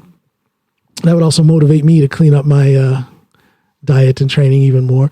But hire me as a personal trainer, boy, and just let me whisper in his ear all day long positive things. Yeah. Motivational things, clean up his diet. For one thing, he needs to stop using ketchup on his steak. I heard that he puts ketchup on his well done steaks. On his well done steak, yeah. So, but clean up his diet. I wonder how much of a different person he would be if he just cleaned up his diet. There's been a lot of studies that removing excess carbohydrates is almost like Prozac on people. If you are someone who has problems with ADHD, even schizophrenics, removing excess carbohydrates from their diet has turned them around without medication. Well, I know they've been studying the connection between the brain and the intestines. Yeah, almost as if the intestines should be classified as part of the brain, that you actually think with your gut. Yeah. And when when we were young, they used to say, "You are what you eat." That's yeah. So I spoke with a doctor from the Balder Clinic in Oslo. I don't know if you've ever heard of it. Yeah. And we had a long discussion. He and my wife and I about that very thing, about how your digestive system is connected with your brain, and how it's not a bunch of mumbo jumbo. They've done studies, and it's been proven that by changing the diet, schizophrenics, manic depressive, people with ADHD have, and I put it in quotes, been cured. In other words, their lives have been improved drastically to where some of them have been able to come off of medication just because they changed their diet. Yeah. So I don't know. Some steak and eggs and bacon and sweet potato for the president. I don't know. That's good. It'll taste good too. It'll taste good too. Yeah. Wow. Now, we've been talking 2 hours and 5 minutes now. So, a slight digression back to this thing about you being in a transformative period. Where are you going? Where is your next step going to take you? I'd rather say I don't know where I'm going to be headed. I can say that there's certain things that I know are important for me, and one of them is that I'm able to use my knowledge and skills in a way that is appreciated by the market, and that is heard and makes an impact. I know that what I do has to be, whether it's with could be with a new employer or whether it's continuing as independent, that I know I'm not going to force myself to do things I'm mediocre at. Yeah. I'm not going to force myself to do things against my convictions. I have to be able to, I've got maybe 10, 13 years of working life left, right? And I want to use those years bringing out the best of myself. Yeah. So the part that, in terms of what I'm reinventing myself, I think it's trying to move from kind of how am I going to sell? How am I going to get, how am I going to get a new project? Trying to thinking about what is it I'm trying to say and how can I get as many people to hear that as possible? Yeah. And then be open to whatever the river brings of, opportunities, that helps to bring out, I'm getting chills just hearing you say that, to vocalize your goal or to vocalize this new concept of yourself. There's not a lot of people who do that. Some people are just kind of, let's just put the car in neutral and coast on down the hill. And that's not what you're doing. You're looking for change. You're looking for betterment. You're right, but that's not always. It ain't easy being me. No, it's to me it's a beautiful thing to see. I love people who are doing things like you are. Looking for change, looking to better themselves, not just to better themselves, but to be in a position to help people more effectively. Because isn't that a huge part of what you do? I mean, that's your very job. And that reminds me of something I heard once that I want to repeat, and that is, sometimes when people are starting out in their careers and they're thinking, what is it that I love to do? What is it that I'm passionate about? That's a fine question, but another question is, what is it that the world needs from me? How can I serve? Yeah. And then the connection about what am I good at? What am I skilled? Where are my skills? And how can I use those to serve? And then is that something that the world is willing to pay for? Because at the end of the day, you have to pay your bills. Yeah. I guess I'm in the same situation as you. I guess I'm in a period of transformation. What am I going to do with this podcast? How am I going to monetize it? How can I because I feel a lot of frustration about being here and then seeing what's going on back home. Okay, so how can I help? What can I do to shine a light on it? Is that all I can do is just shine a light on it? You know, so it's a new thought process that I found myself in, where, and I've always been goal oriented, and I've always been trying to help myself. I've always been trying to serve, to help, to serve myself so that I can get better, so that I can then serve others. Yeah. In whatever capacity and in whatever way I can find. And now it's just, I don't know. It's like I've kicked it into a new gear.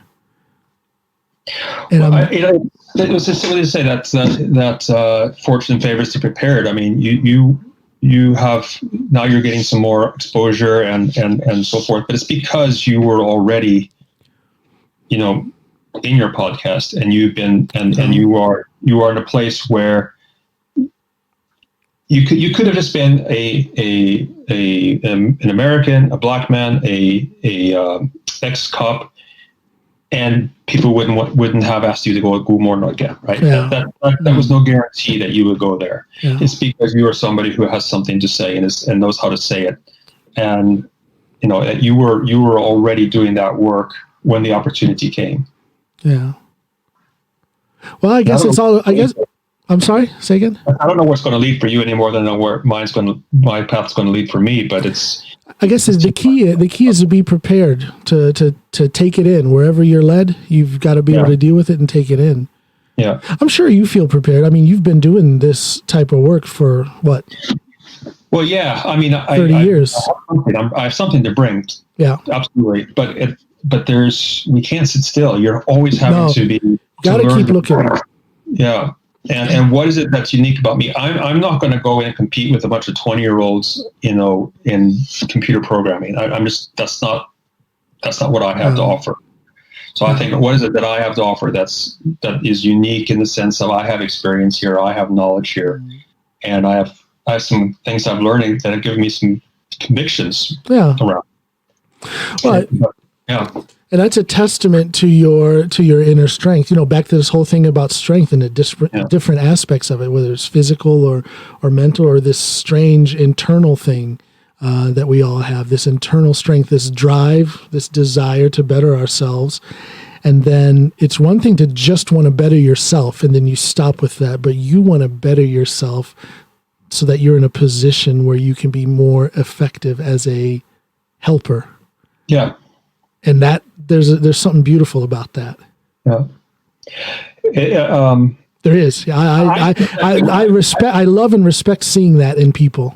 Well, thank you. Yeah. Thank you. I suspect that, kind of like your statement around that we're all spiritual. I think we also all want to help. I think so. That, you know, that sometimes people are convinced that something else is meaningful, status, or wealth, or something like that. But if we don't feel like what we're doing has made a difference, if we look back at our lives, sort of like if you go, you know, go to the day of your death and you look back on your life, you know, feeling that I've done something positive while I've been here on Earth. I've made, you know, some meaningful connections. I've made life better for people. I've done something that has been positive. And you don't have to be a superstar, celebrity. You don't have to be super, you know, educated or you know, to set records or anything to do that. A child who has woken love in their child's parents' hearts, it has contributed something to this world. You see, yeah. And we have to be aware of those small moments. I mean, the love of a child is not a small thing, but it can get, something as simple as that can get drowned out. You know what I mean? And we have to count our blessings is what it boils down to. I'm a believer in the counting of blessings. Well, as they say, that gratitude, that's something, I don't know. One thing I would get better at is self-discipline. But one thing a practice I have had at certain points in my life is to try to remember what I'm grateful for every day. And that makes they've actually shown studies that makes a positive impact on your psychological health, is to reflect on what you're grateful for. Yeah. You know, I guess with myself, I try to tighten up the ship and plug in all of the holes. You know, I don't want to say I aspire to be some sort of Renaissance man, but I just want to plug in all of the holes. Mm-hmm. And I believe that, for example, somebody like Dwayne Johnson, The Rock. Yeah. That guy can do anything he wants. He's extremely physical. He's extremely cerebral. He can act. He can wrestle. And I don't know the guy. I would love to meet him someday, but I would imagine he is on a constant search for new challenges so that he can gain strength. And I'm not talking physical strength. I'm talking that inner strength, that inner drive, that mental, that cerebral thing, so that he will then be in a position to where he can contribute even more towards helping society. To me, he's the embodiment of all of this stuff that I'm talking about. I don't think I don't think impressive man. He's a very impressive man, and he combines that strength, which obviously say physical strength, but also mental strength and courage. Where he has talked about, you know, he's made himself vulnerable, and he's talked about things that, you know, in his life that are, you know, have really challenged him. And I think that is. That's the kind of, those are the kind of people we can hold up as role models. Here's another one, Kevin Hart. Now he's the physical opposite. Now here we go. This will help me to express myself a little bit better, because I didn't want it to sound like I was bashing women before. But somebody like Kevin Hart, he's a real small guy.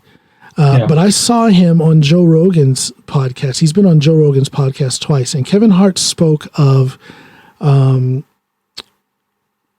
his small stature is no kind of a hindrance to him, because he has the proper amount of self-confidence balanced with humility. Yeah. And if he didn't have that balance, well, then he would be maybe somebody with your short man's syndrome or your Napoleon complex. Because he's really a tiny guy. You ever see him on these late night talk shows? When I see him on the Tonight Show with Jimmy Fallon, and he's sitting in that chair, he has to scoot forward on the chair so that his feet will hit the ground. That's how small Kevin Hart is. And yet it's not an issue. He's not arrogant. He's not spiteful. He's not mean, because he has that other type of strength, that mental thing. And I guess my point earlier was that you find men and women who, in order to compensate for their physical stature, when they don't have that mental side, then they end up lashing out. They end up being that spiteful woman, that spiteful man, that guy with the Napoleon complex, things like that. So Kevin Hart is a good example of someone who's small in stature, but it's not an issue to him, because everything is in line, everything is in balance. The proper amount of self-confidence balanced with humility. I think, and I mean, it's we've been talking for a while also, but it's a different podcast. But hey, everything's allowed. Whatever we talk about is what we talk about. The topic of strength is a really good one, because I think that often our weaknesses are sort of too much of our strengths. You know, if we overplay our strengths, they become weaknesses. If we, self-confidence becomes arrogance, and humility can become, degrading yourself if you overdo it, type of thing. So it's getting this balance. I think balance is a really important word, and it's probably somewhat individual. I do believe that for me, my self-confidence goes up when I know that I'm in shape. COVID has not been kind to me, or I've not been kind to myself in COVID, but so I'm thinking future, but I am really feeling now the need to get into shape, because it does help my mental as well. But it'd be really interesting to find out how different people, like if somebody who is, say, mentally, physically disabled, or maybe somebody's mentally disabled, where do they find strength? What is it that brings strength out in them? That would be a really fascinating, because that's a really big word. It doesn't mean I can say it this way. I have the Norwegian squat record, raw squat without equipment, 335.5. That's an impressive number. That's a lot of weight. It's very cool that I can do that. But you know what I think is cooler? Do you know what I enjoy more than that actual lift of that actual record? I enjoy the mental process. I enjoy what I did along the way mentally with the discipline, thinking out the trainings program, the visualization process. I'm more impressed that I did that. And the byproduct was the lift, the 335.5 kilos. That's right. So of all the kinds of strengths that there are, I think the mental strength, the discipline, the strength that one gets from discipline, to me, that is much more impressive than any muscle, strength, powerlifting type of thing. And that might be one of the reasons that I like it when I'm in shape. I like myself better when I'm in shape. Well, we feel better. I was just going to say we like ourselves better because, and I don't, yes, there can be some vanity in that and how you look or how much you can lift. But I think we like ourselves better when we're in shape because we appreciate what it took to get in shape. I believe it is that mental thing that we appreciate the most. And I know a woman who's a yoga teacher, and she said a couple things that stick with me. One is that every day go on the mat, even if you can't do a single pose, just go on the mat. Get just to have that routine, that practice, that self-discipline of going there, and you might find that you have more in you than you think. Yeah. The other is that she said, I'm not going to tell you not to eat sugar or not to eat stuff, but I know that once you start practicing regularly, you're not going to want to eat that stuff. Exactly. And that I found to be true, that it's very true. When I'm eating regularly and bicycling regularly, that I eat better as well. Yeah. I don't know what that is. It's almost like you don't want to. I don't know, if you paint the perfect picture, you don't want to spit on it. Yeah. Or maybe you do. That might be an artsy thing. But you've done the work. You've got yourself in shape. You don't want to mess that up. You want to keep it. It feels good. It looks good. It's connecting with your body and that kind of thing. But it is I think fascinating to find out how different people approach strength. Because you are somebody who's strong, just incredibly strong, right? And so it's a very natural place for you to think about how physical strength and the connection it is to your, the self-discipline and all that things about to that. Yeah. And it would be interesting to see someone like Obama, who I think is somebody who had showed tremendous self-discipline and restraint on office. Where is it that he found his strength? What is it that he did? And sort of other people that people could pick different people that have shown a strength of character. Where is it that they get that from? And that might be different for different people. But I think we all have. I couldn't lift 300 kilo if I practice. I don't have the body for that. But you can have your own victories or accomplishments, with, if you, I don't know, if you do 10,000 steps a day on your step counter and you raise it up to 15,000, there's your accomplishment. And that's what I tell people. If I'm training someone, I tell them, I don't expect you to be as strong as me, but I expect you to be stronger than the old you. Compete against yourself, set your goal, and then let's get started on reaching that goal. That's what I tell people. It's interesting. A couple of years ago, I did set myself a numerical goal. I was going to squat 105 kilo, right? And I managed it. Yeah. But what I have done since then is like, okay, what's more important to me now than getting to some number? Because instead of is for me to have these process goals, I'm going to lift a little bit more each time I go to the gym. As long as I'm reaching my reps, that's what's important. And then I will see where it heads. And for me, that I find that to be, it motivates me to do the right things, because what I found is that when I say I'm going to lift 105 kilo by the end of the summer, I started pushing it where I almost hurt myself. Okay. Yeah, I see. So the number became more important than the process of getting there, where I was willing to One thing, rep when I shouldn't have done. One thing you could do is compete against the clock. Put yourself on a stopwatch, and let's say you're going to do 3 sets. Train the way you always train, and then check the time. Let's say you get 3 sets of 10 on whatever you're squatting or on any exercise, and you did it in 5 minutes. Right. Okay, well, there's your start point. Can you get 3 sets of 10 in 4.5 minutes? And so on. Or can you get 4 sets of 10 in 5 minutes, or 5 sets of, you know what I mean? So there's so many different ways to push the envelope when it comes to that physical exertion. And then again, the byproduct, or actually the main result, is that you're going to gain an enormous amount of discipline and self-awareness, which strengthens the mental. Yeah. So the physical and the mental, they go hand in hand. I truly believe that. Yeah. I truly believe that. I agree, and I think that one of the things that we can do is we can also sort of use our, if you find yourself able to exercise regularly, and you've built a self-discipline around that, is to use that as a modeling for in other areas of your life. Oh, absolutely. My what I do in powerlifting, it bleeds over into my day-to-day life. Absolutely. Right. The mental discipline, the goal setting, the stick-to-itiveness, the flexibility, because if something is going, like right now, I'm still recovering from my last shoulder surgery. So I've had to be flexible and totally rethink my training.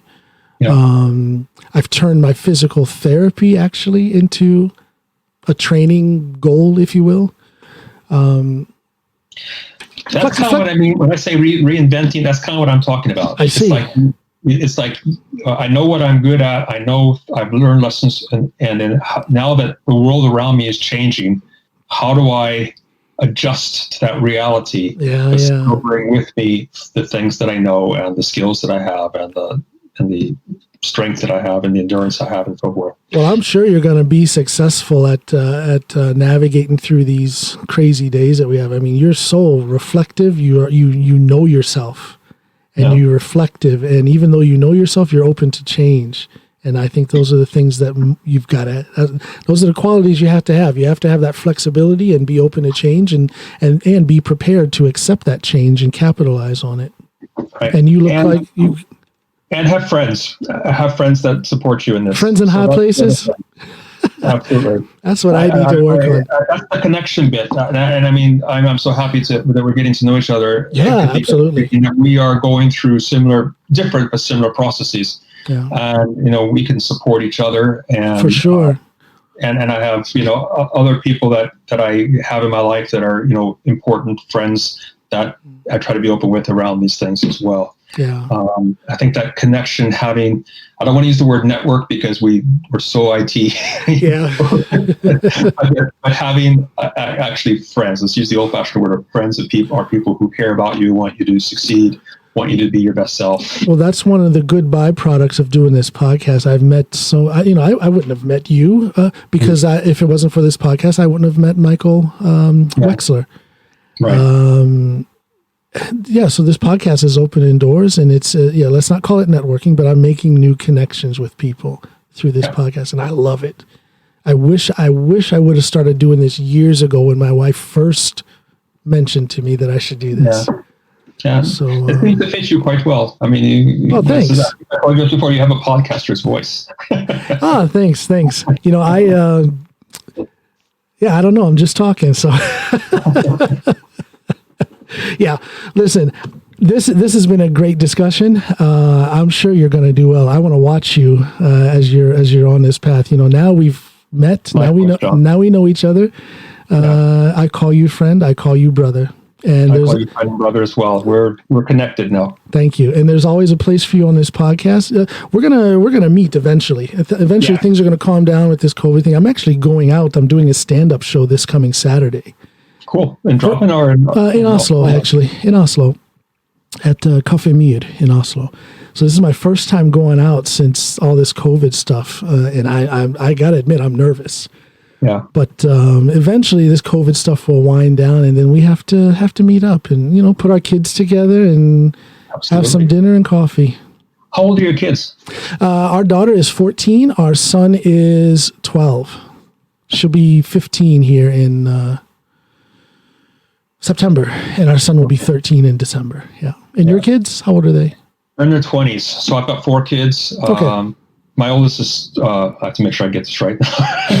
She's turning 28. She's 27 now. Yeah. 27, 25, 23, and 22. Is that right? And I also have my daughter back in Ohio, and through her 2 grandkids. So that's amazing. But the ones you here, you do not look like a grandfather. I don't feel like one. I definitely don't. In fact, the oldest grandkid said something about his grandmother being old. And she's a couple years older than me, but what I said to my grandson was, I said, I'm the same age as Grandma. Yeah. Are you telling me then that I'm old? And that kind of stopped him up a little bit. He's like, okay, I take it back. She's not old then. No, I don't know. Grandparent, yeah, it happens. Yeah, it's coming soon for me too. I'm sure. It's not one day. Nothing brewing right now, but I'm sure it's not that many years long. But listen, Robert, I wanna thank you so much for doing this podcast. We could just keep talking on and on and on and on. I need to go. You need to go. But thank you so much for doing this. Well, thank you for having me on. I really, really appreciated the opportunity to talk to you, and it's been a blast. Likewise, it's been a lot of fun. All right, everybody. Thanks for listening. Bye, everybody.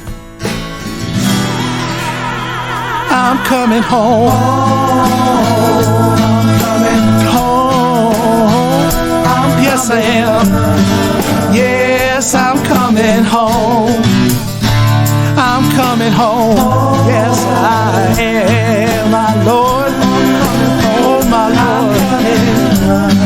Lord, I'm coming home.